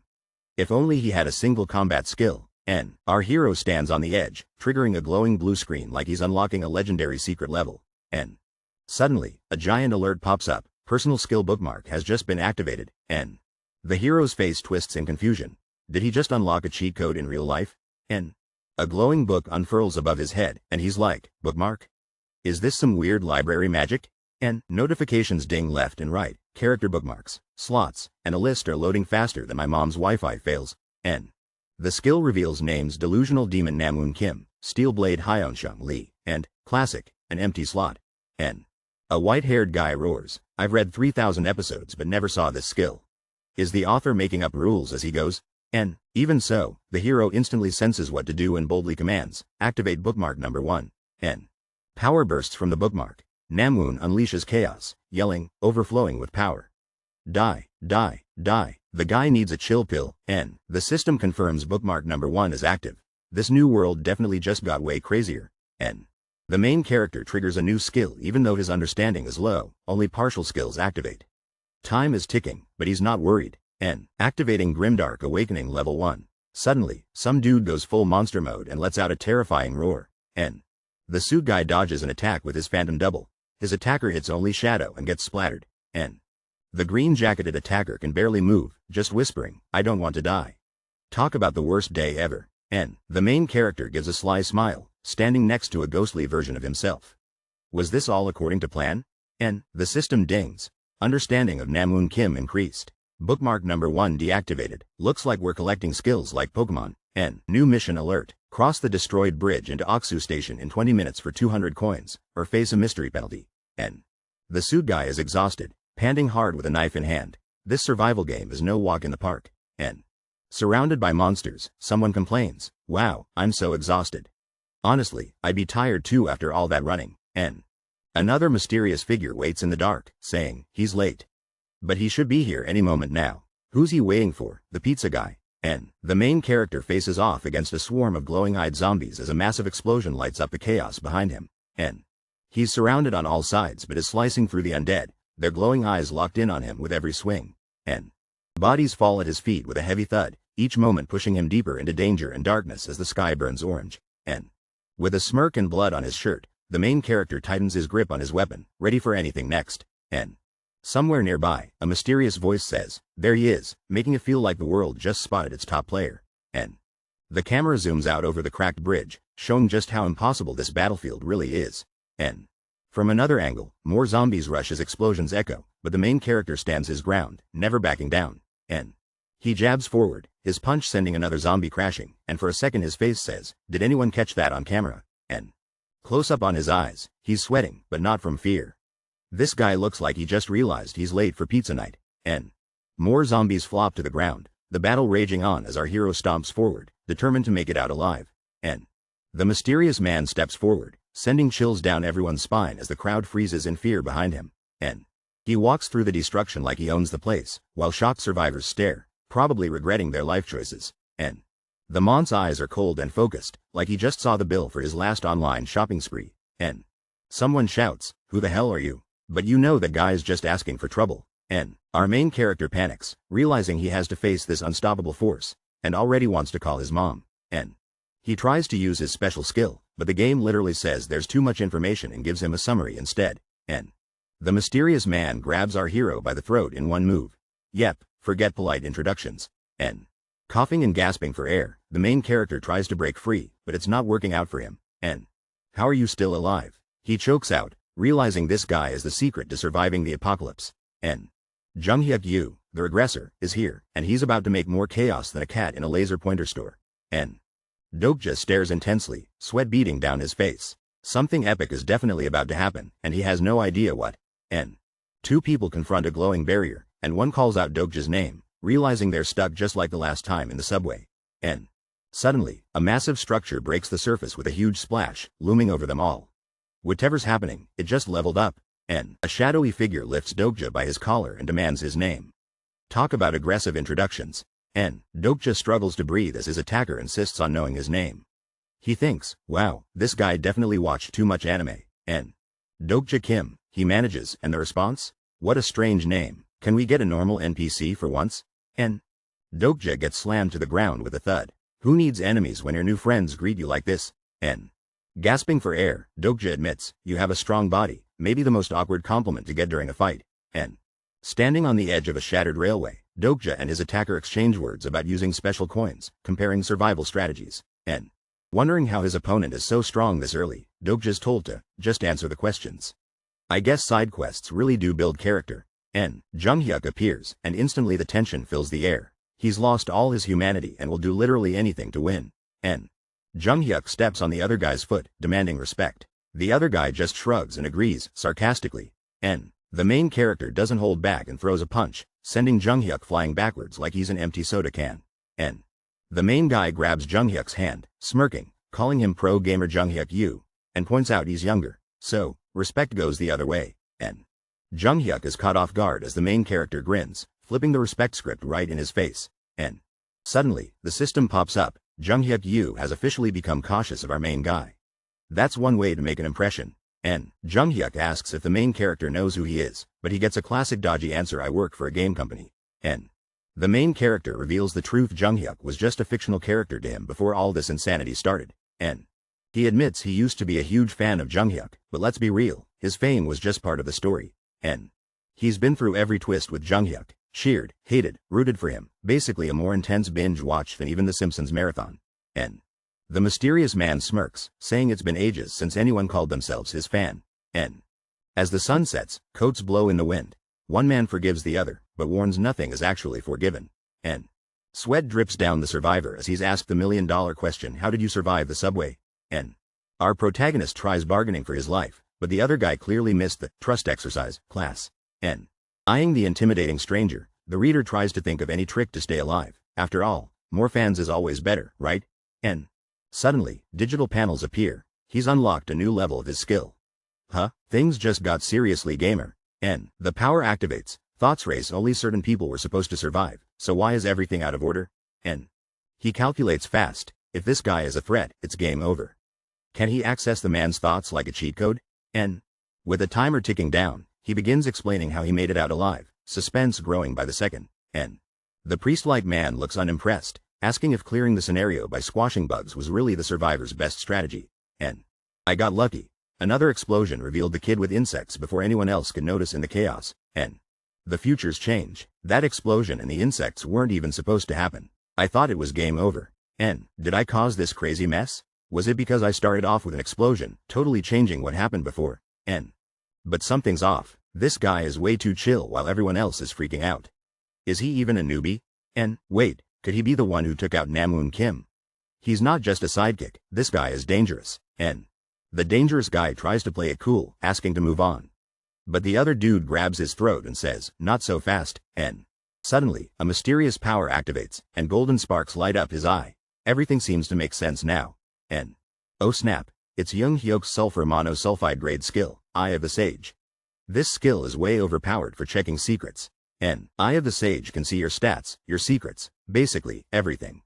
Why wasn't he using it earlier? Saving battery? N. But maybe it's for the best. Even I don't know my own attributes or skills, so if Junghyuk finds out, maybe I finally can, N. Suddenly, a system message pops up. Kim Dokja's fourth wall skill activates just in time, N. The fourth wall senses someone trying to use the Eye of the Sage to spy on Kim Dokja, N. Lightning crackles as Kim Dokja's whole body surges with intense energy, barely holding on, N. Kim Dokja is electrocuted by strange power, groaning in pain, his body pushed to the limit, N. Junghyuk grabs Kim Dokja, shocked by the resistance, water splashing at their feet, N. The system announces that the Eye of the Sage has been blocked by the fourth wall, N. Junghyuk, clutching Kim Dokja's throat, demands, "You. What are you?" Eyes burning with suspicion, N. The escape scenario appears: survive, cross the destroyed bridge, and get to Aksu Station. Only 2 minutes left for 200 coins, N. Kim Dokja nervously stares at the bridge, stunned there's almost no time left. Guess he won't be sightseeing, N. Realization hits. Kim Dokja freaks out about all these wild skills. He never read a user manual for life, N. I messed up. Now, to survive scenario 46, I need an ally. There's no way I'm pulling this off solo, N. How do you know that? Are you from the future too? It doesn't matter.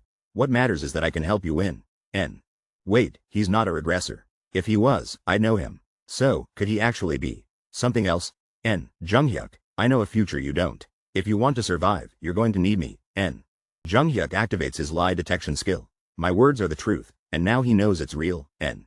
Could there really be another prophet here, besides Anacroft? In Korea? This is wild, N. Do you have future sight or something? Yep. I knew you'd show up here. Guess I'm kind of a spoiler alert, N.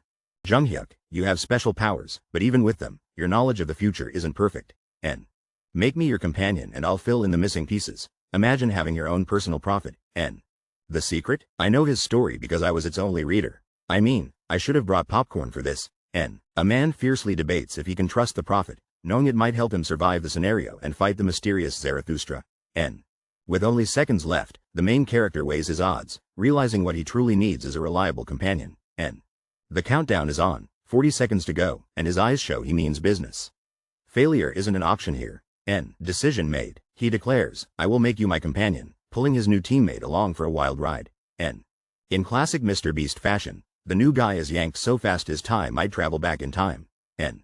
Dragged down the track, the new companion can barely breathe and wonders if coughing is allowed in this challenge, N. Just as they step onto a glowing bridge, rules pop up, only even numbers can cross or the whole thing collapses. Talk about squad goals, N. Meanwhile, a scary crowd gathers, eyes glowing, ready to chase anyone who fails the challenge.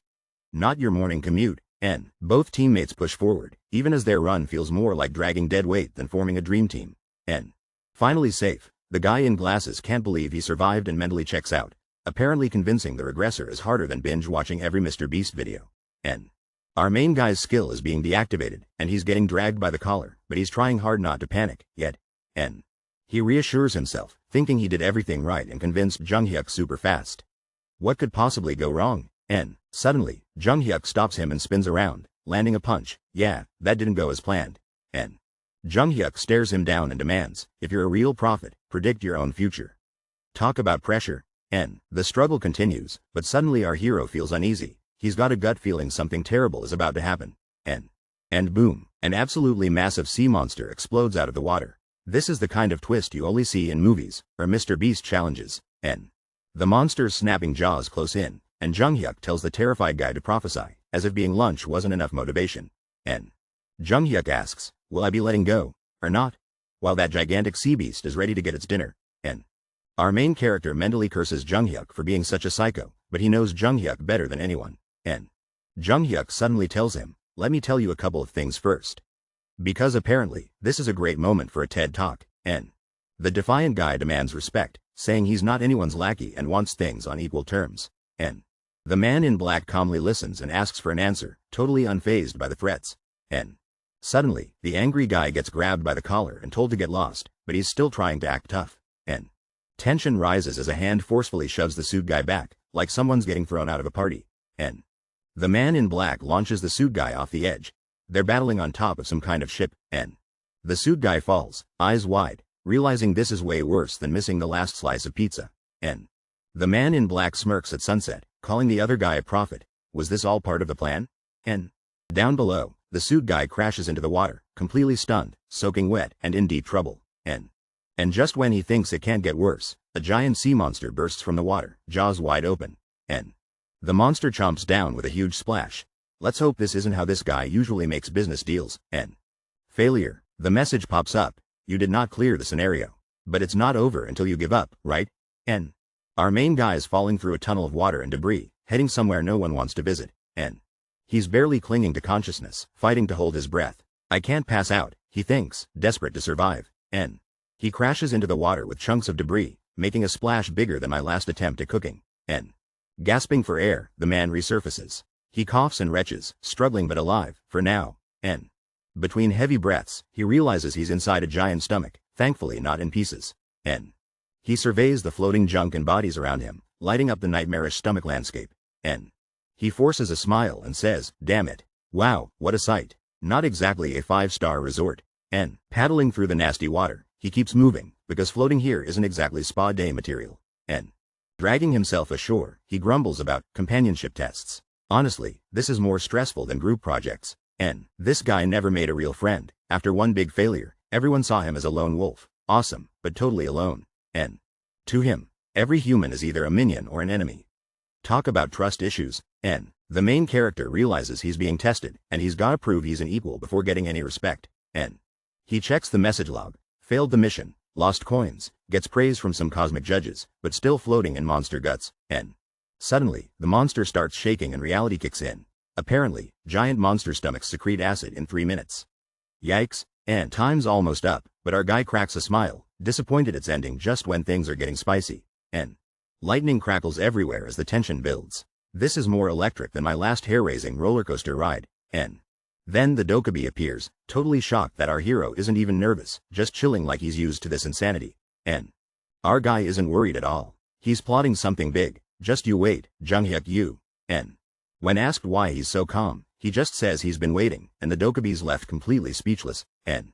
The guy in the suit faces chaos and destruction but swears not only to survive, but to gain the strength to face his rival. N. As sea monsters emerge from the water, he knows escape isn't his only goal. He wants to become an equal, not just a survivor.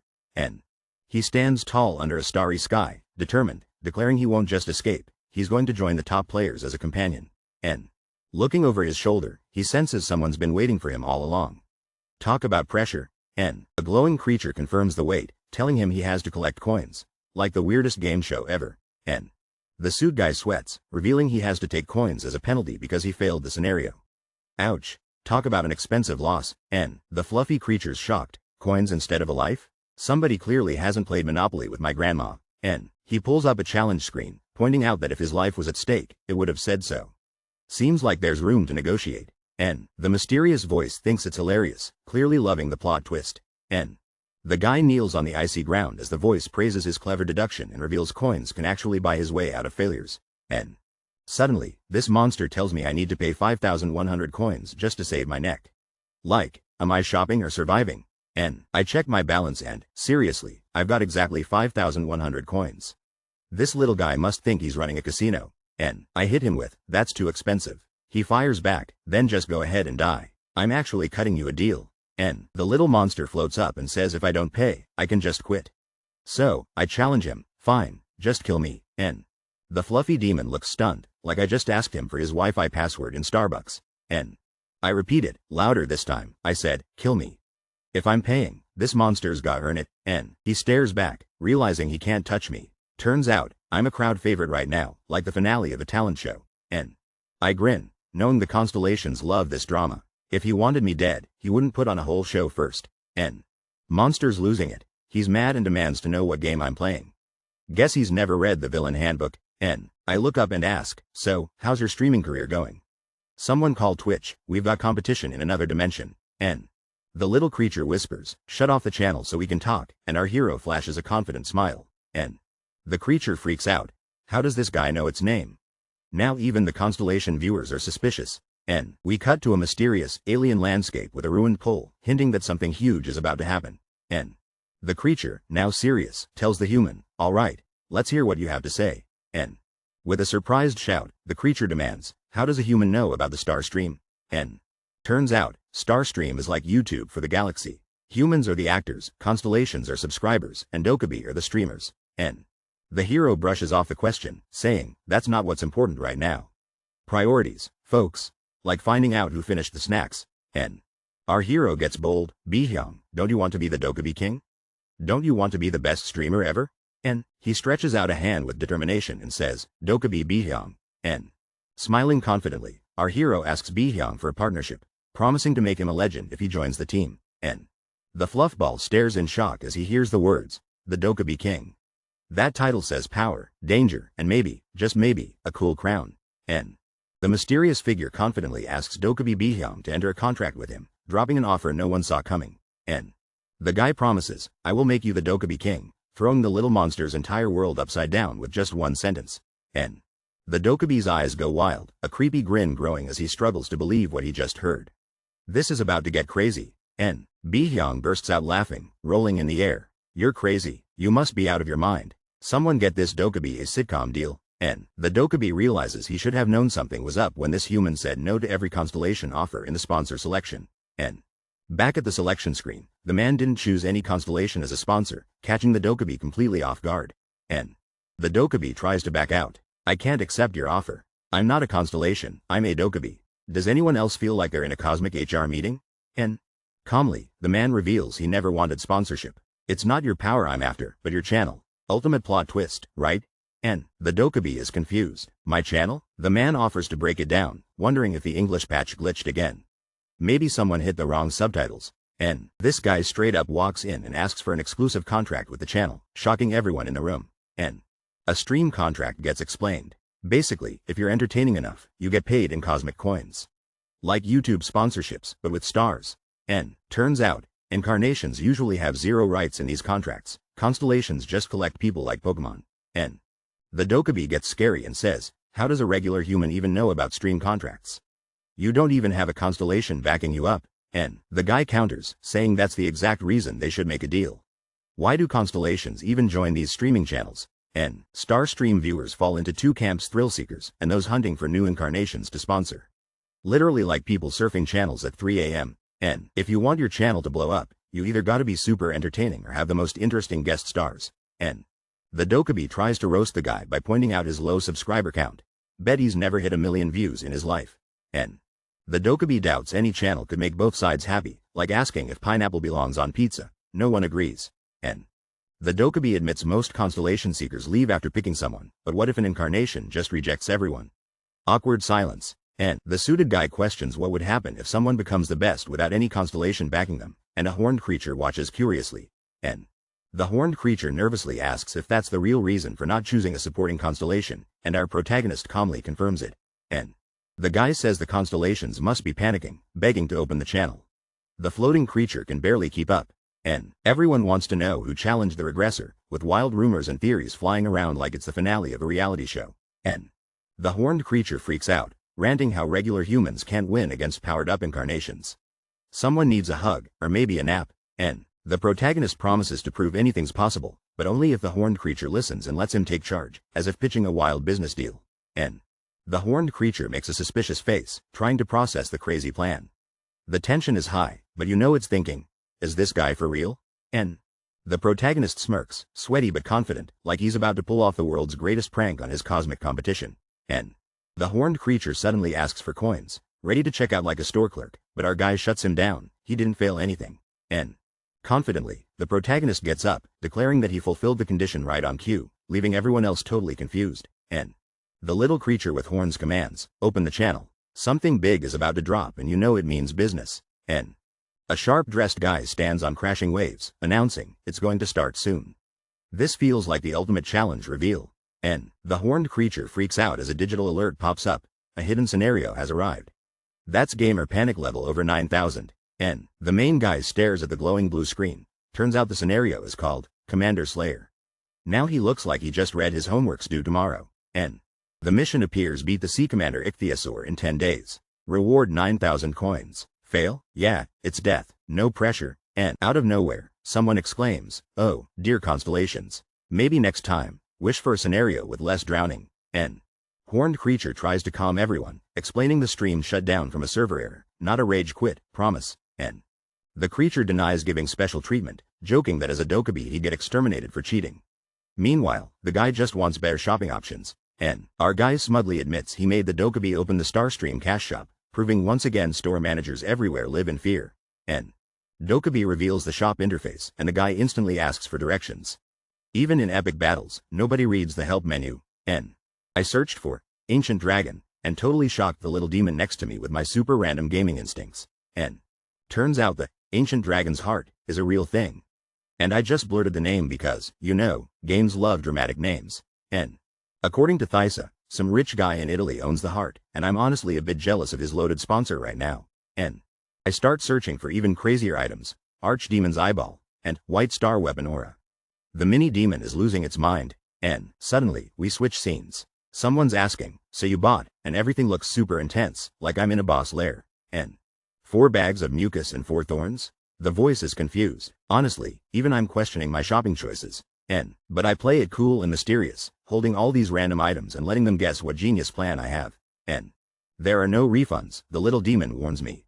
Good thing I'm more responsible with coins than I am with gym memberships. N. The little demon's eyes go red as the channel closes, and I'm just standing there, sharp thorns in hand, ready for whatever's next. N. I get serious and remind everyone, I never said yes to any deal. I'm here to win big, not to make it easy for them. N.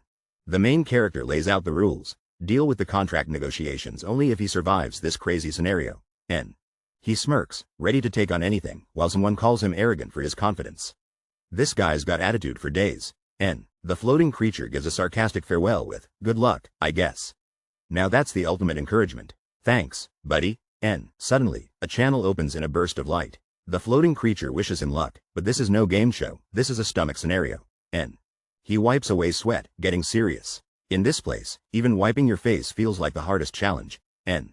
With the stomach walls closing in, he checks the time on his phone, 9:41 p.m. and the acid is about to drop. N. He grabs what looks like a raft and starts rowing across stomach acid. Forget the Olympics, this is extreme stomach rafting. N. The main character pulls out a pouch and starts rubbing his weapon cautiously, like he's prepping for a magic trick. N. Turn after turn, he navigates through this creepy fleshy maze, always on high alert for the next twist. N. Suddenly, all the stomach vents open with a whoosh. Honestly, that's more intense than Taco Tuesday at my house. N. Water bursts out with insane force, and someone yells, here it comes. Like it's the least relaxing water park ever. N. A determined hand grips tight, promising with every ounce of energy, I will make it out of here alive. N. The main guy unleashes pure adrenaline, swinging with everything he's got, ready to fight his way out. N. Suddenly, streaks light up the night sky, and things are about to get crazier than a meteor shower on my birthday. N. Dragons emerge from the water as explosions and jets fill the sky. The city behind is burning, and nothing is normal anymore. N. The dragon's eyes burn red, and it's definitely not here to make new friends, unless you count eating them. N. The dragon roars so loud it probably just set off at least 3 nearby car alarms. N. Powerful torrents swirl and gush, as if the dragon's insides just went full washing machine mode. N. The hero struggles, trapped in the swirling chaos, screaming as water threatens to pull him under. N. He claws desperately at the fleshy walls, barely keeping ahead of the surging water. Forget escape rooms.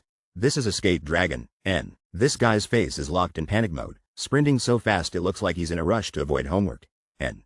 He's sliding down what looks like the slimy inside of a monster, desperately trying to grab onto anything. This is not where he wants to be. N. Huffing for breath, he asks himself how long he's been trapped in this endless nightmare. N. He says he's just an ordinary reader, a Dokja, but isn't even the main character. Plot twist: not every hero wants the spotlight. N. Doubt creeps in, and he wonders if he's completely overestimated what he could handle. The suspense is absolutely real. N. He admits the old world wasn't perfect, but at least he never had to worry about getting eaten alive. N. Now he's risking it all inside a giant fish's stomach, definitely not on his bucket list. N. He starts thinking about his mother, hoping she's safe. If she's as tough as he thinks, maybe she's binge-watching dramas instead of fighting monsters. N. Surrounded by pulsating, weird walls, he can barely catch his breath. It's a survival challenge like no other. N. Panting and exhausted, he faces this stomach prison, hoping he finds a way out soon. N. Our hero claws his way through a squishy tunnel, barely catching his breath as sparks fly all around him. N. Sweat dripping, he lifts his head, totally shocked by what's waiting up ahead. Like, wow, did not see that coming. N. A booming voice admits he's impressed while our main guy climbs through a webbed mess, and gets showered in coins by mysterious watchers. N. It's now the 4th day since the hidden scenario began, and this dude is looking rough but still refuses to give up. N. He hears someone admit they never thought he'd use the thorns like that, and even the narrator's surprised. Plot twists everywhere. N. Suddenly, he falls, landing hard as a little ghost blob thing appears. Gravity just speedrun him to the floor, N. A giant monster lies defeated in the water. Our survivor rakes in thousands of coins for being the first to hunt down a tier 7 sea beast, N. Flat on his back, barely breathing, the main dude just stares up, exhausted, but still alive. That floor must be really comfy, N. Panting, he has one thought, I'm alive. Sometimes victory is literally just not dying, N. The narrator info dumps stone hogs live on coastlines, pierce prey with thorns, and probably have terrible Yelp reviews. Collect them for profit, N. Our hero faces an insane challenge, deciding to use a secret trick that even surprises the mysterious constellations watching him, N. Not even this little floating companion knew Hammer Seahorse Mucus could defend against ichthyosaur acid. Science lesson, but make it epic, N. He covers himself in the last of the Hammer Seahorse's mucus, just in time, relying on guts, brains, and a slimy survival hack, N. Desperate and hungry, he drinks ichthyosaur bodily fluid through the thorn and suddenly powers up like he leveled up in real life, N. Willpower keeps him moving. The floating companion chimes in with Animal Planet trivia while pain is nulled by a special skill. Talk about a cheat code, N. After surviving one wild ride, he demands the Dokja open the shop because apparently, near death is just another Tuesday for him, N. He hacks furiously at the wall, determined to break through and find something valuable before time runs out, N. Finally, with his companion watching, he discovers a glowing blue orb. It's brighter than my last electricity bill, N. Turns out, it's the ichthyosaur's nucleus, a rare and valuable item, just waiting to be cashed in for something big, N. He tells his shocked companion he'll only sell this treasure at auction for broken faith. Who knew adventure could be so profitable, N. Dokja Kim is about to make a big purchase when he suddenly gets interrupted by a mysterious force that wants to hit pause, N. A cute monster pops up to announce, we'll be back right after these advertisements, and Dokja Kim looks like he just lost the remote, N. The stream contract agreement appears, laying out a bunch of rules basically saying Dokja can't leave until he beats all the scenarios, or else, N. Dokja Kim hesitates, but he's impressed by how official this contract is. Turns out surviving crazy scenarios means you get paperwork, N. Dokja Kim decides it's a good deal, but he's eyeing one suspicious clause that's got him second-guessing his luck, N. The horned monster says they don't need a seal, but Dokja points out the contract forgot the most important detail, N. With sweat dripping, Dokja calls out, the ratio. Looks like someone's trying to pull a fast one and failed, N. Dokja gets offered a 50-50 split of all the coins, but he's not falling for that trick. He calls out the scam immediately, N. The monster gets nervous, saying that's market rate. Guess even monsters have terrible customer service, N. The narrator steps in to explain when you appear on the Dokja's channel, any coins you earn gotta be split with the host, N. Our hero tells the creature he has no supporting constellation and asks for all his coins, dropping some serious negotiations, N. The creature flinches, realizing it's already made plenty of profit from this guy and starts sweating more than a YouTuber during a demonetization, N. Standing firm, our hero declares he's taking every single coin, not leaving a single cent for the little creature, N. The creature screams in disbelief, but our hero won't budge. He insists the commission is more than enough, N. The deal turns into a showdown. Take everything or he moves on, even using the rival's success as leverage like he's on Shark Tank, N. Furious and on edge, the creature grits its teeth, while our hero jokes that those advertisements lasted longer than a grandma's bedtime story, N. The constellations start complaining, and the creature freaks out, realizing nobody's happy about this drawn-out mess, N. In defeat, the creature agrees, but our hero twists the knife with one last demand, making the tension skyrocket, N. With a devilish smile, our hero asks for a 5,000 coin contract fee, proving he's the real master negotiator, N. Somewhere nearby, a massive monster lurks, probably wondering if it can get paid just for showing up to the chaos, N. Our hero bursts out of the water, gasping for air like he just survived the craziest game of Marco Polo ever, N. Soaked and exhausted, he crawls out of the river, fighting for every breath after days underwater, N. It's his first time tasting fresh air in 4 days, and he's surprised he lasted this long. Turns out, that's pretty impressive, N. He also scored a contract with a tiny, greedy creature who definitely skipped out on business school, N. He can't believe he got someone to sign a deal. Reading TWSA made him into a next-level negotiator, N. But, just as things seem smooth, a system message flashes, and now he's wondering if there's a game-breaking glitch, N. He tells the little creature he can't access his stats, demanding fixes, but it insists the system never messes up, N. The greedy creature tries to hit him with a system hack, but his personal skill, the fourth wall, fires up, stopping everything, N. Grinning, he realizes his fourth wall skill is so broken, it just blocked interference from a literal myth monster, N. With confidence, he steps forward like he's invincible, pretty much walking on digital water at this point, N. Our main character just entered the second scenario, and he's instantly on alert. This looks serious, and he's not wasting any time. N. Alarms go off. He hears it's contaminated and he has to hold his breath and get underground or else. Not exactly a warm welcome. N. Poisonous fog fills the area. Suddenly, a terrifying dragon constellation grins, as if it's about to drop a new mixtape. N. But the real game is starting now. The whole city is filled with danger, and there's nowhere to hide. Can he survive this chaos? The city is totally empty. Streets are cracked and covered with rubble. Something huge definitely just happened here. N. Suddenly, a stone-skinned monster with glowing purple eyes bursts out, shaking the whole block with its roar. N. Out of nowhere, a giant mantis appears, screeching so loud you could hear it from another universe. N. The monster and the mantis clash in front of the buildings, and I don't think they're here for a dance-off. N. Meanwhile, a convenience store is still standing, barely hanging in there, like my last smartphone charger. N. Inside, someone frantically grabs snacks, hands barely keeping up with the mountain of supplies. N. It's a guy in a suit, cramming food and drinks into bags while calmly chewing on. Is that a glowing rock? N. He reads a message warning the area is contaminated. He needs to get underground ASAP or he's toast. N. He says his magical lungs are about to stop working, 20 minutes of poison protection, and he spent 5 just changing his shirt. N. Suddenly, from behind, he hears a voice weakly calling, H help. Looks like this quest just got way more complicated. N. A man stumbles into a store, clutching his side, when he suddenly hears a desperate voice begging for help. N. Turning around, this guy with a green gum in his mouth is caught off guard, frozen for a second. N.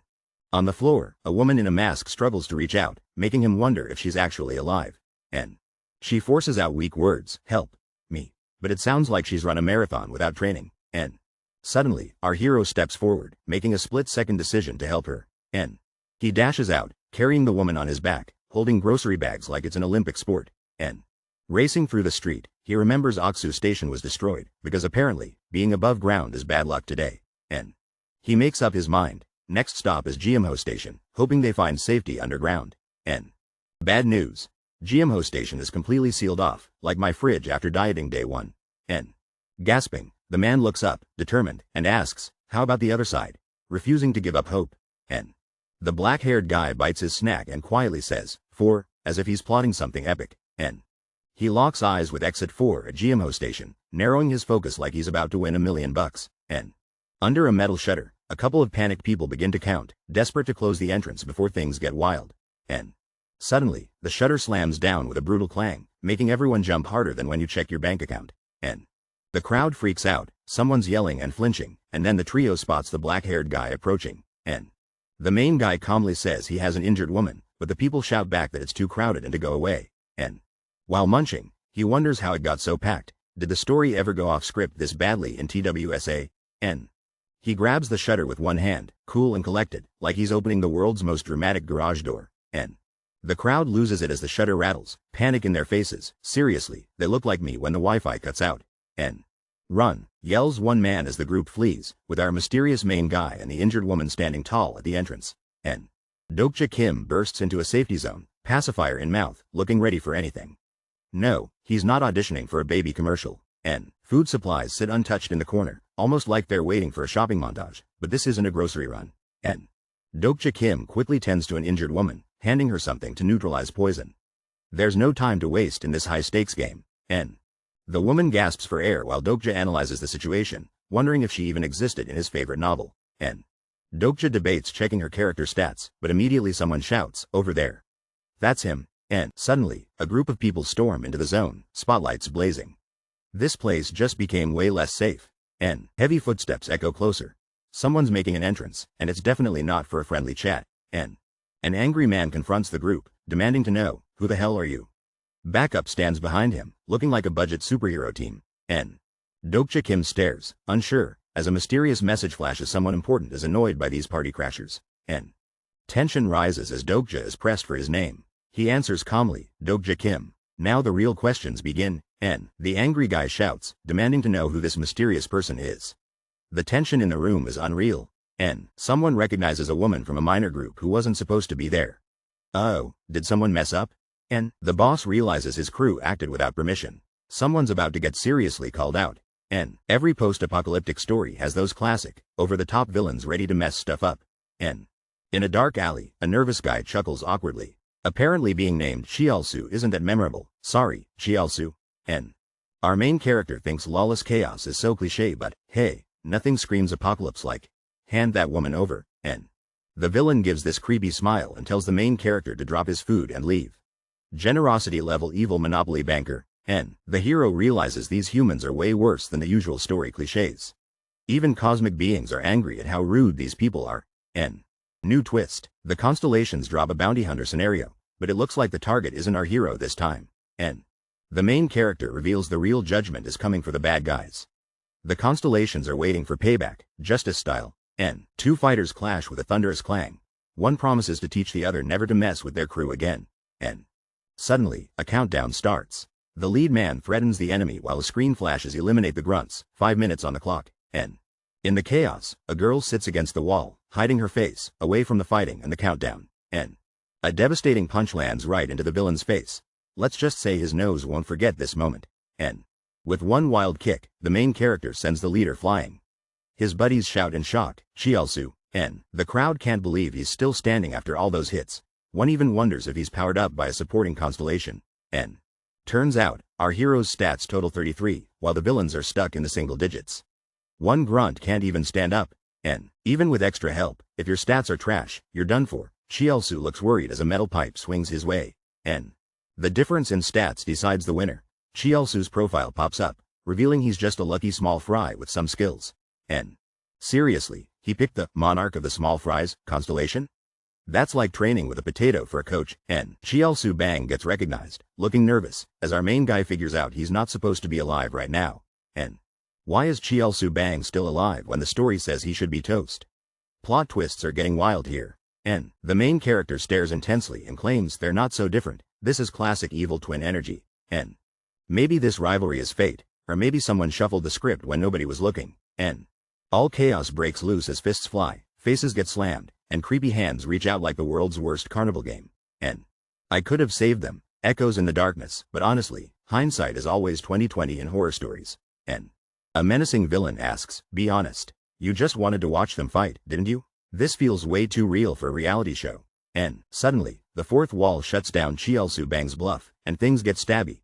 Someone's not getting their security deposit back, and our hero tells Chielsu Bang to shut it, earning coins from an amused constellation.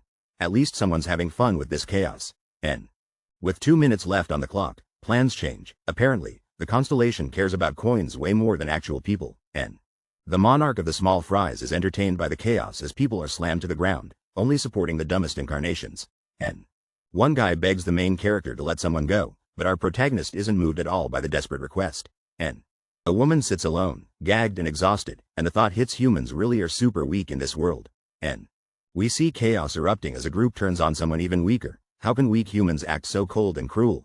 And two men smirk together in a flashback, realizing exactly what went down. Who knew the apocalypse would bring out their mean streak? And the world's ended, but to these people, the apocalypse is just one big excuse to act out. And the main character grabs a terrified man and demands, why did you do it? Is cruelty just in your DNA or what? And the man, totally done, spits out bitter words, blaming everything on the broken world.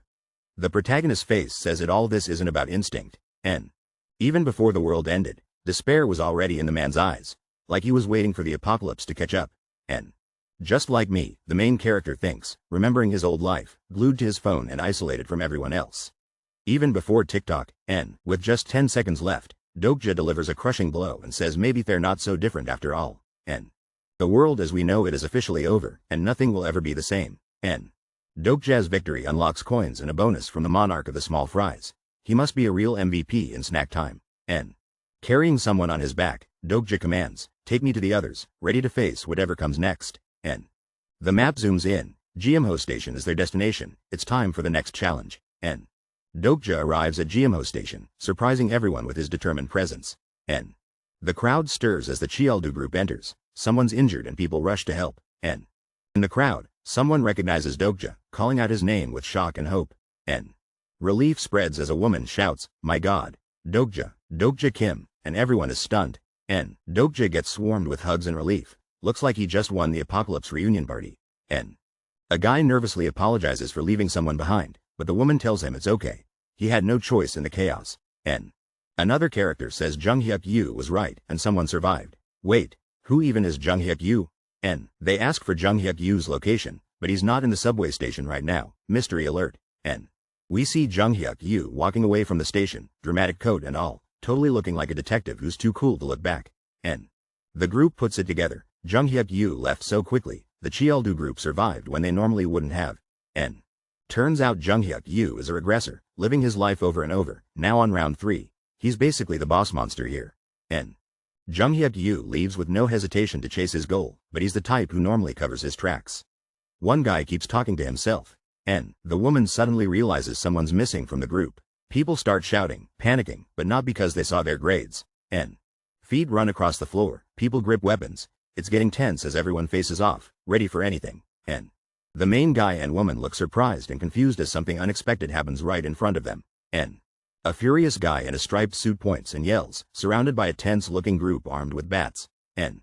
Flashback to a wild scene as the same guy gets tackled dramatically, with chaos everywhere.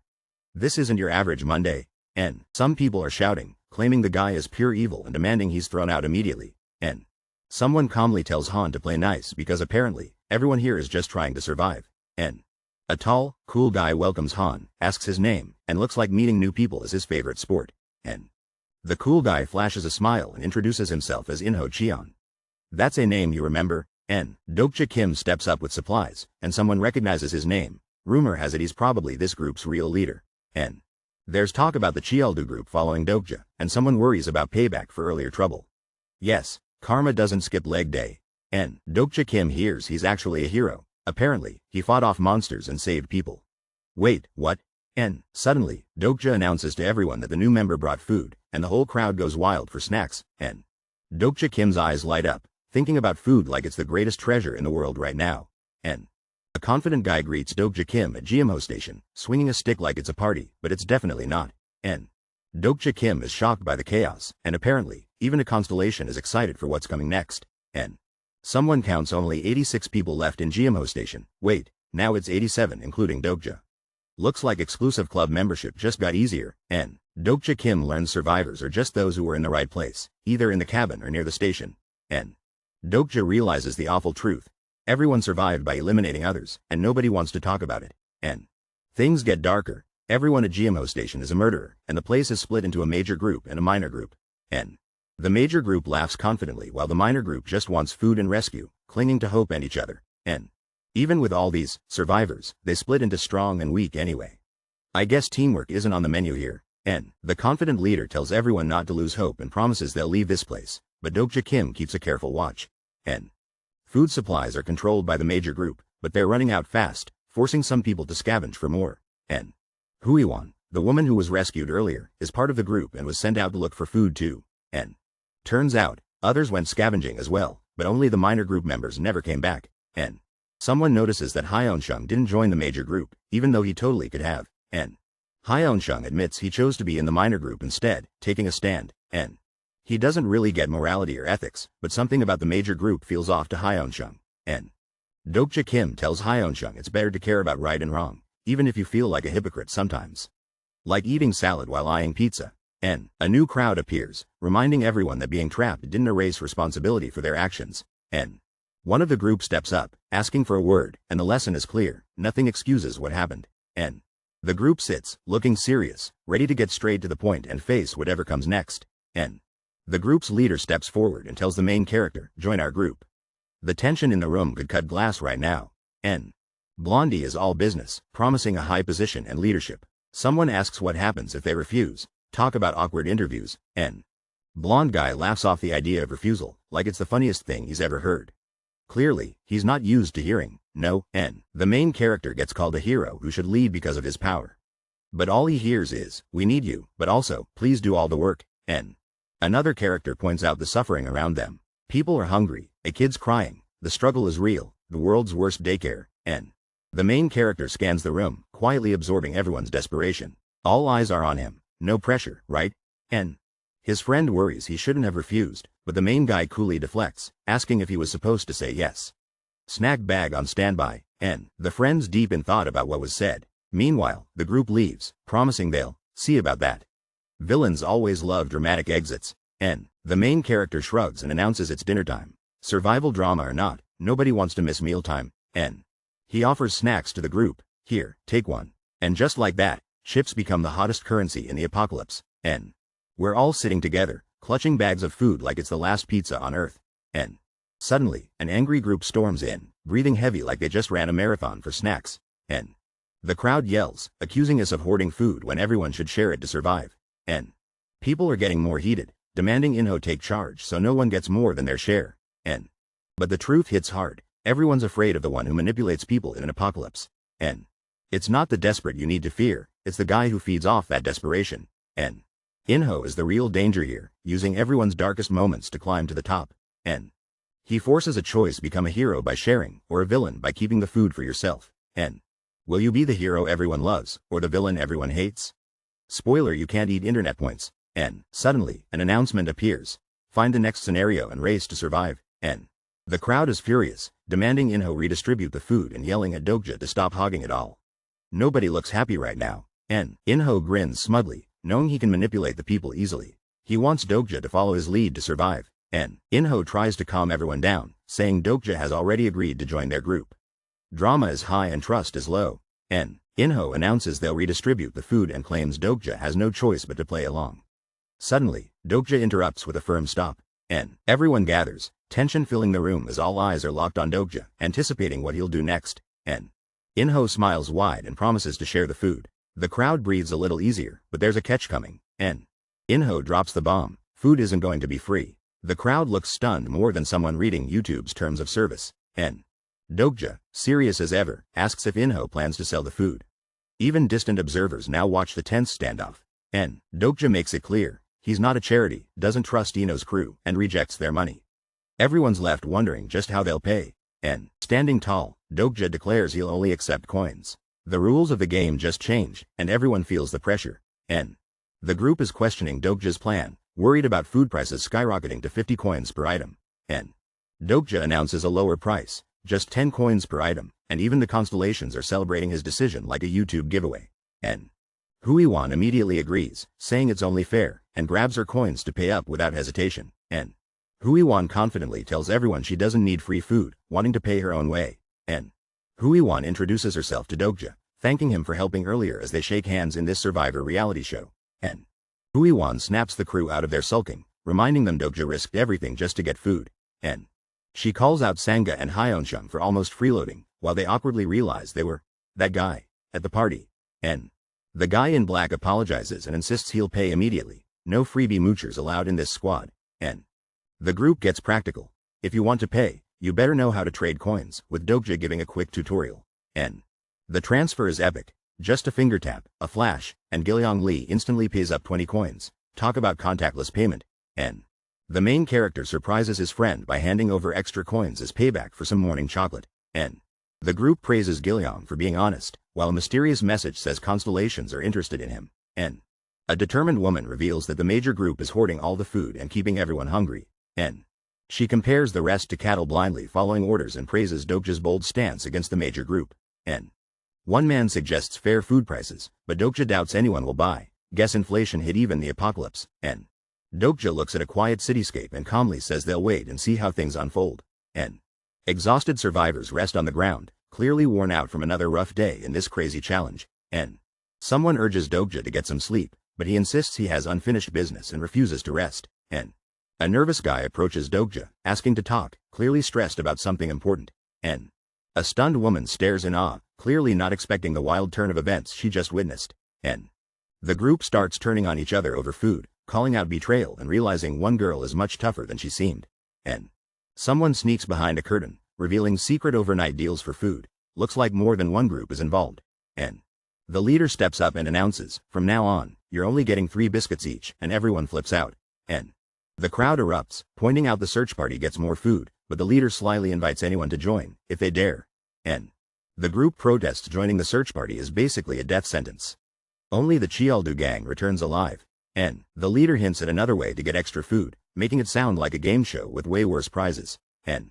Suddenly, he credits Dokja with teaching him to hustle, revealing the major group bought half his stash yesterday. N. The room goes cold. A tough guy threatens Dokja, warning he's made powerful enemies. Never borrow sugar from neighbors here. N. The leader announces Dokja was right, nothing's free. If you want food, you've got to earn it. N. Now they must trade anything useful for food, and Inho even activates a skill, making this survival situation feel like a twisted, sparkly reality show. N. The group stands together under a spotlight, as shadowy figures thank Dokja for teaching them a valuable lesson. N. Suspicious stares close in, blaming everything on Dokja, while he realizes someone is using the insight skill to manipulate people. N. Tension rises as the woman accuses the major group of hoarding food and challenges Dokja's plan to break their control. N. Dokja admits he wanted people to stand up for themselves, while his critic insists he made nothing better by selling food to the major group. N. He flips the narrative. He's got more coins now, exactly 1,450, shocking the group and making everyone question everything. N. The room's divided, with one girl trusting Dokja and another worried he has some sneaky master plan. Like when you trust a cat near your food. N. Dokja drops the bomb he sold all his food. Now everyone is left staring, wondering what his next wild move will be. N. Doubt lingers as one girl nervously pokes Dokja, questioning if trusting him is really the best idea right now. N.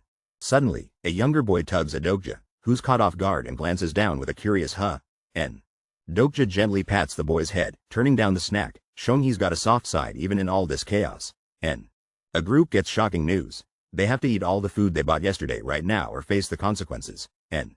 The leader tells everyone they must finish their food by today. If they can't pay 200 coins, they're out. N.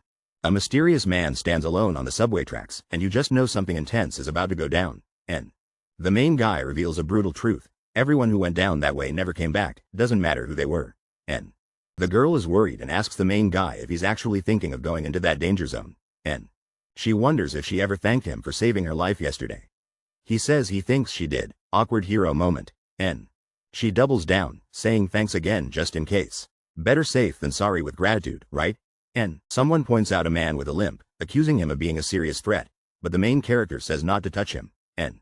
The intense girl steps up, eyes blazing, and claims the limping man is hers to deal with. Guess she likes taking out the trash. N. Suddenly, we see her profile pop up. Turns out, she's got secret demon-slaying skills and more potential than my report card ever had. N. Panic erupts as people realize the women and elderly have been taken. Huiwan charges forward, determined to stop them from joining the search party. N. Huiwan worries that staying means starvation, but the real twist? Her mysterious personal attribute is called Crouching Figure. N. Turns out, Crouching Figure isn't normal. It's actually a super evolutionary attribute that's super rare in this world. N. Huiwan is told to wait because her attribute could become legendary if she gains the right experience. Hey, even the Berserk Butcher started like this. N. Our main guy explains the root problem isn't just the chaos. If they don't solve the food shortage, this mess will keep happening. He's got 99 problems, but lunch is number one. N. He's also suspicious because Huiwan has both Crouching Figure and the demon-slaying skill. This combo is highly unusual and could be dangerous. N. If Huiwan loses control, she might end up becoming an indiscriminate threat to everyone. The stakes just got massive. N. He confronts Huiwan with a question: is food really the core issue here? Huiwan agrees, looking surprised at where this is headed. N. While Huiwan tries to figure out the plan, our main guy checks his phone and hints someone important is about to arrive. N. Suddenly, lightning crackles overhead and a Dokkaebi appears, making the crowd freak out. When in doubt, summon a chaos gremlin. N. The group gets a surprise visit, and one guy jokes he's been dying of boredom just waiting. N. A nervous newcomer explains the channel's original host got disciplined, and now they're in charge. N. A weird floating creature with sparks says they're running the scenario now. It's definitely not Bihyang. N. The new host freaks out that everyone looks calm, blaming Bihyang for messing with the game. N. With a glowing snap, a big penalty is announced. No more stockpiling food, and all food will be removed. N. Food starts floating away, and the group panics as their supplies vanish right in front of them. N. Someone awkwardly laughs that they should have completed the scenario faster, while food bars rain from the air. N. The host mocks the group for trying to hoard food, then calls someone scum and snaps their fingers again. N.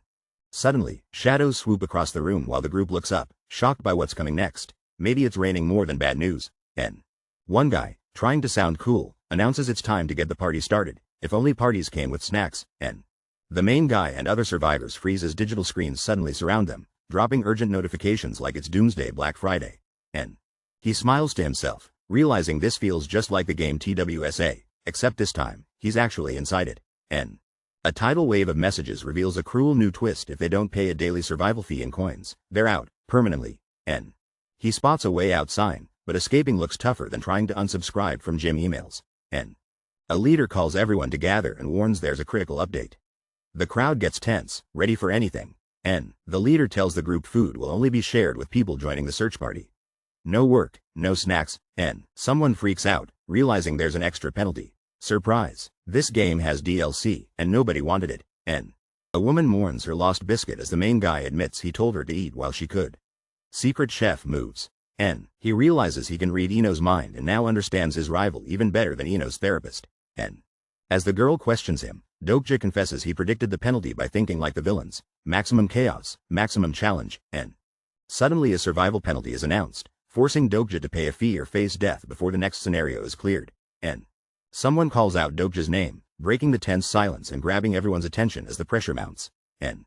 The group debates joining a search party, but Dokja warns them that going above ground now is basically a one-way ticket. N. One guy points out they still need food, and Dokja drops the bomb. They'll need to find a new source because everything's changed. N. Everyone stands together, facing the uncertain future, probably wondering if they just accidentally signed up for Survivor Subway Edition. N. Someone tries to guess Dokja's plan, but he confirms it. Everyone's next move is down by the tracks at GMO Station. N.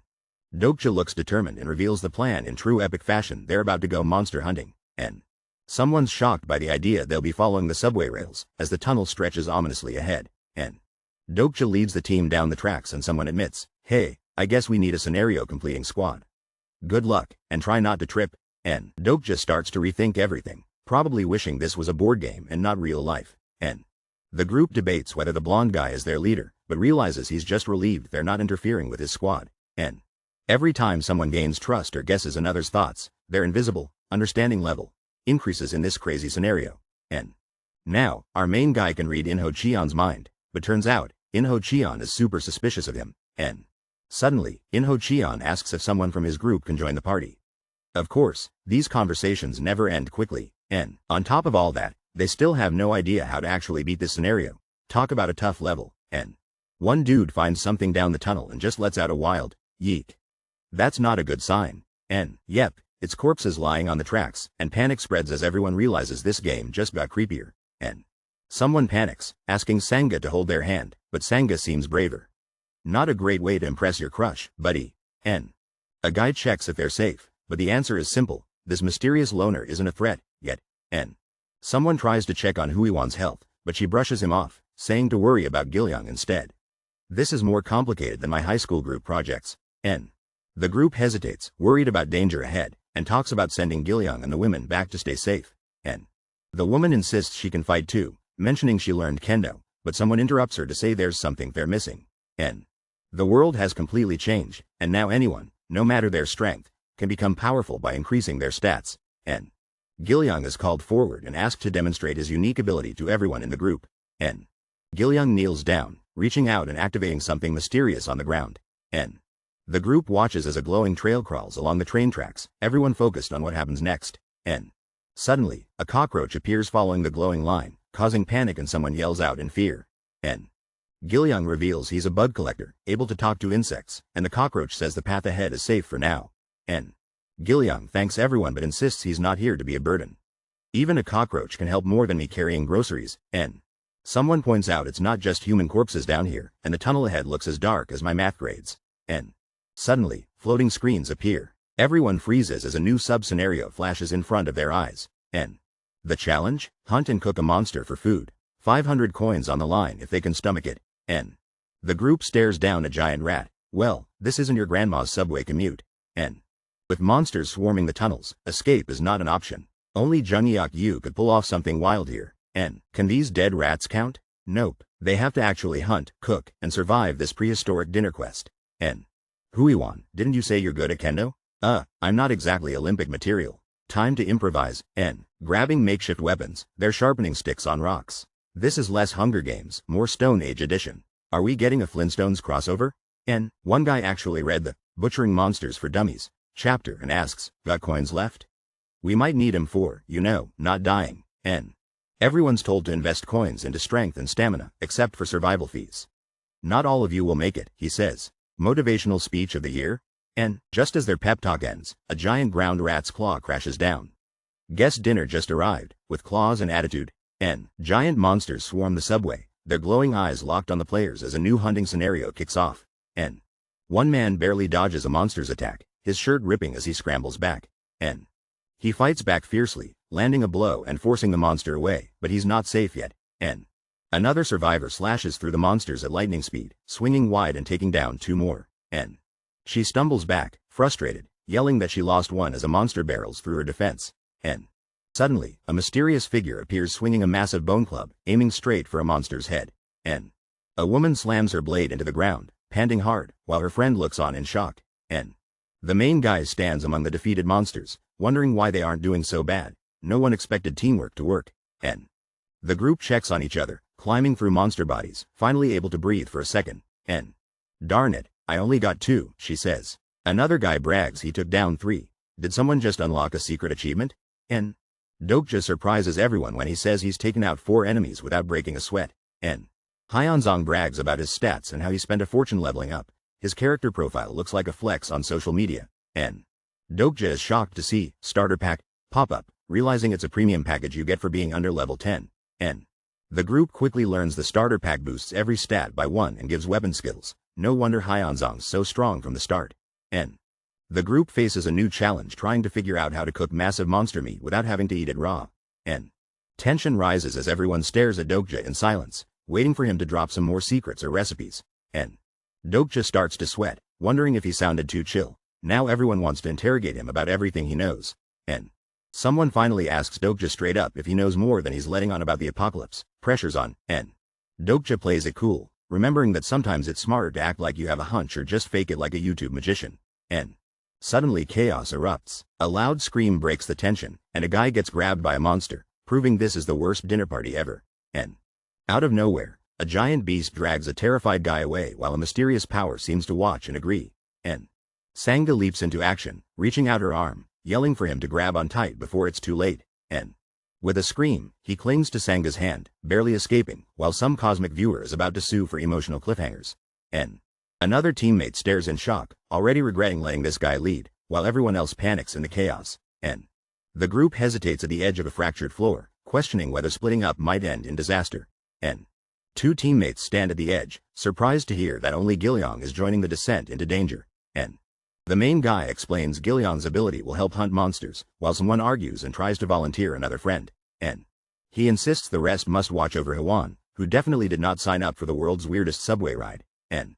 The group waits as instructed, pretending to be calm. One of them nervously assures everyone that they're totally fine. N. Deep underground, they enter the dark fold, where even light disappears, with only a glowing hand to guide the way. N. If it weren't for Gilliong's special skill, I'd have needed coins. Suddenly, he calls out to Dokja in the dark tunnel. N. Gilliong stares at Dokja and says, "You let it go on purpose, didn't you?" Dokja looks nervous, caught off guard. N. Gilliong calls Dokja out for intentionally letting the monster take a man and Sangha, freezing Dokja's next step. N. Flashback Gilliong reveals he was watching Dokja the whole time, demanding to know why he did it. N. Notifications ding as cosmic entities judge Dokja's actions. Even the stars are mad. This kid's more watchful than my mom logging onto my report card. N. Dokja realizes there's no point hiding the truth. Gilliong is too sharp. He explains it was the ground rat's usual habit. N. Dokja reveals ground rats often store rare items in their lair, which can only be found by following the tunnels. N. Gilliong asks if Dokja is after the items. Dokja admits it and wonders if Gilliong is disappointed. N. Gilliong calls Dokja a bad liar, pointing out that Dokja saved him in the subway. He knows Dokja's real motives. N. Gilliong squeezes Dokja's hand, saying he believes in him. Trust is built even deeper in the darkness. N. Dokja just scored 200 coins but stands speechless while mysterious lights surround him and his companion. N. Dokja wonders why the younger guy trusts him so much, realizing he's just a kid after all. N. The older guy thinks this kid is clueless about how messed up the world is but announces, "We're almost there." N. Suddenly, the younger boy turns and says, "Dokja," catching him off guard. N. Are you a god, or maybe a protagonist? The kid asks, surprising Dokja with his sharp instincts. N. Dokja admits he's neither, but confesses he does understand this bizarre world's secrets. N. The younger boy is hopeful, asking if they clear all scenarios, will they get a wish? Every game has a prize, right? N. He believes there must be some awesome reward waiting at the end, like finally getting Wi-Fi in a subway tunnel. N. But the truth hits hard. Every survivor of this world suffers in their own way, no matter what. N. Some survivors lose their minds, like this guy, looking like he just ran out of coffee. N. Some people just follow along, others go all in believing, and one guy is just holding on to hope like his life depends on it. N. Our optimistic hero acts tough, but in the dark, he's faking that everything is fine. Even his friend Gilyong can't see through it, and he admits it. Call him a terrible adult, but he's just doing whatever it takes to survive. Hey, at least he's not a villain, right? And suddenly, everything explodes with energy, and the kid decides he's not giving up, he's going to live, and out of nowhere, a big blue notification shows up. Something in this cave just changed, and even our hero is shocked. And the system drops a bomb. They've stumbled into the ground rat's treasure hoard. If you see treasure, expect trouble. But Dokja stops everyone. Treasure's not the only thing here. He covers the kid's mouth. You know this is about to get wild. Monsters crawl in, glowing blue fires everywhere, scratching at the walls. Our heroes cling together and try not to breathe too loud. Dokja blames Sangha for their mess, but let's be honest, if things go wrong, blame whoever suggested the group project. Voices ring out. One guy blames Sangha, saying if she hadn't taken the subway, he'd be chilling at home right now. Like anyone likes the subway anyway. The guy accuses the girl of always biking to work, but she flips it. Did he steal her bike? He awkwardly offers her a ride home, but she's more interested in knowing if her bike's missing because of him. The truth comes out. Yes, he stole the bike, and somehow it's her fault for not accepting his ride in the first place. The argument escalates so much, even invisible cosmic beings watching them are getting bored. One of the characters surrenders, grabbing a stick, realizing the mess can't be avoided now. Suddenly, he redirects the drama, asking if he ever even tried to ask her out, insisting he's totally innocent. He claims the only reason for his actions was just to be nice and drive her home, nothing more. But his kindness speech is cut off as a huge blast of power tears through the cave toward them. The attack crashes down, lighting up the cave and sending everyone flying. Talk about an overreaction. As chaos erupts, he screams in terror, but hey, at least someone watching finds it entertaining and drops him 100 coins. The group is startled by a noise. Dokja looks serious and says, "It's coming." This already feels like a horror movie I didn't buy tickets for. The ground cracks violently as dark energy surges upward, sending shockwaves everywhere and putting everyone on edge. Electricity crackles and trees shatter, throwing debris around. Dokja's group braces for the worst as the chaos intensifies. Everyone is tense, eyes wide. The cracking ground spits out strange lizard creatures, crawling toward them menacingly. The lizards hack their way forward, eyes locked on the group, making it clear this night's only getting weirder. Dokja realizes they're in the depths of the dark fold, where black ether flows and black flames ignite at the dark root. Crack, dark energy spikes again. The group hears that a mysterious entity appears wherever there's a dark root. From the chaos, a massive, hooded figure emerges, surrounded by swirling tendrils. The group is dwarfed by its presence. An announcement appears. The Warden of the Dark has appeared. The sub-scenario updates. Defeat the Warden or else. Dokja reassures his gagging friend, it's okay, go ahead. At least they don't have to fight the monsters and a stomachache. All of Gilyong's connected insects explode, leaving him mentally wrecked and the tension rising for everyone else in this crazy dungeon challenge. Huffing and exhausted, Gilyong says he can only use his powers once or twice more, so the squad needs a new plan ASAP. Suddenly, a monster with tentacles rushes out and yells for help, making Dokja realize this just became a bad monster party. Dokja slashes the weird stems with a blade, but it looks like beating up these creatures isn't as easy as slicing cake. The blade's already blunt after one cut. These demonic monsters are built like expired gym memberships, nearly unbreakable. Now, a Warden of the Dark appears, looking spooky with yellow eyes and that classic evil robe. Definitely not your average trick-or-treater. Dokja warns his friends to stay back, and thinks about how demonic creatures are way tougher than normal monsters, thanks to sacrifices. Suddenly, the Warden of the Dark receives the Demon King's blessing, so now it's powered up like a boss fight on hard mode. The Warden starts mumbling creepy language, and Dokja's like, I don't even know what you're saying. Maybe it's trying to order pizza. Dokja's skill, the fourth wall, kicks in, blocking out the fear as he charges forward, nothing like a little personal bubble to fight monsters. Our main hero wipes his brow, eyes locked and ready for whatever craziness is about to happen next. He faces a towering, sinister figure with glowing eyes, holding his ground with a sword while shadowy tendrils swirl around them both.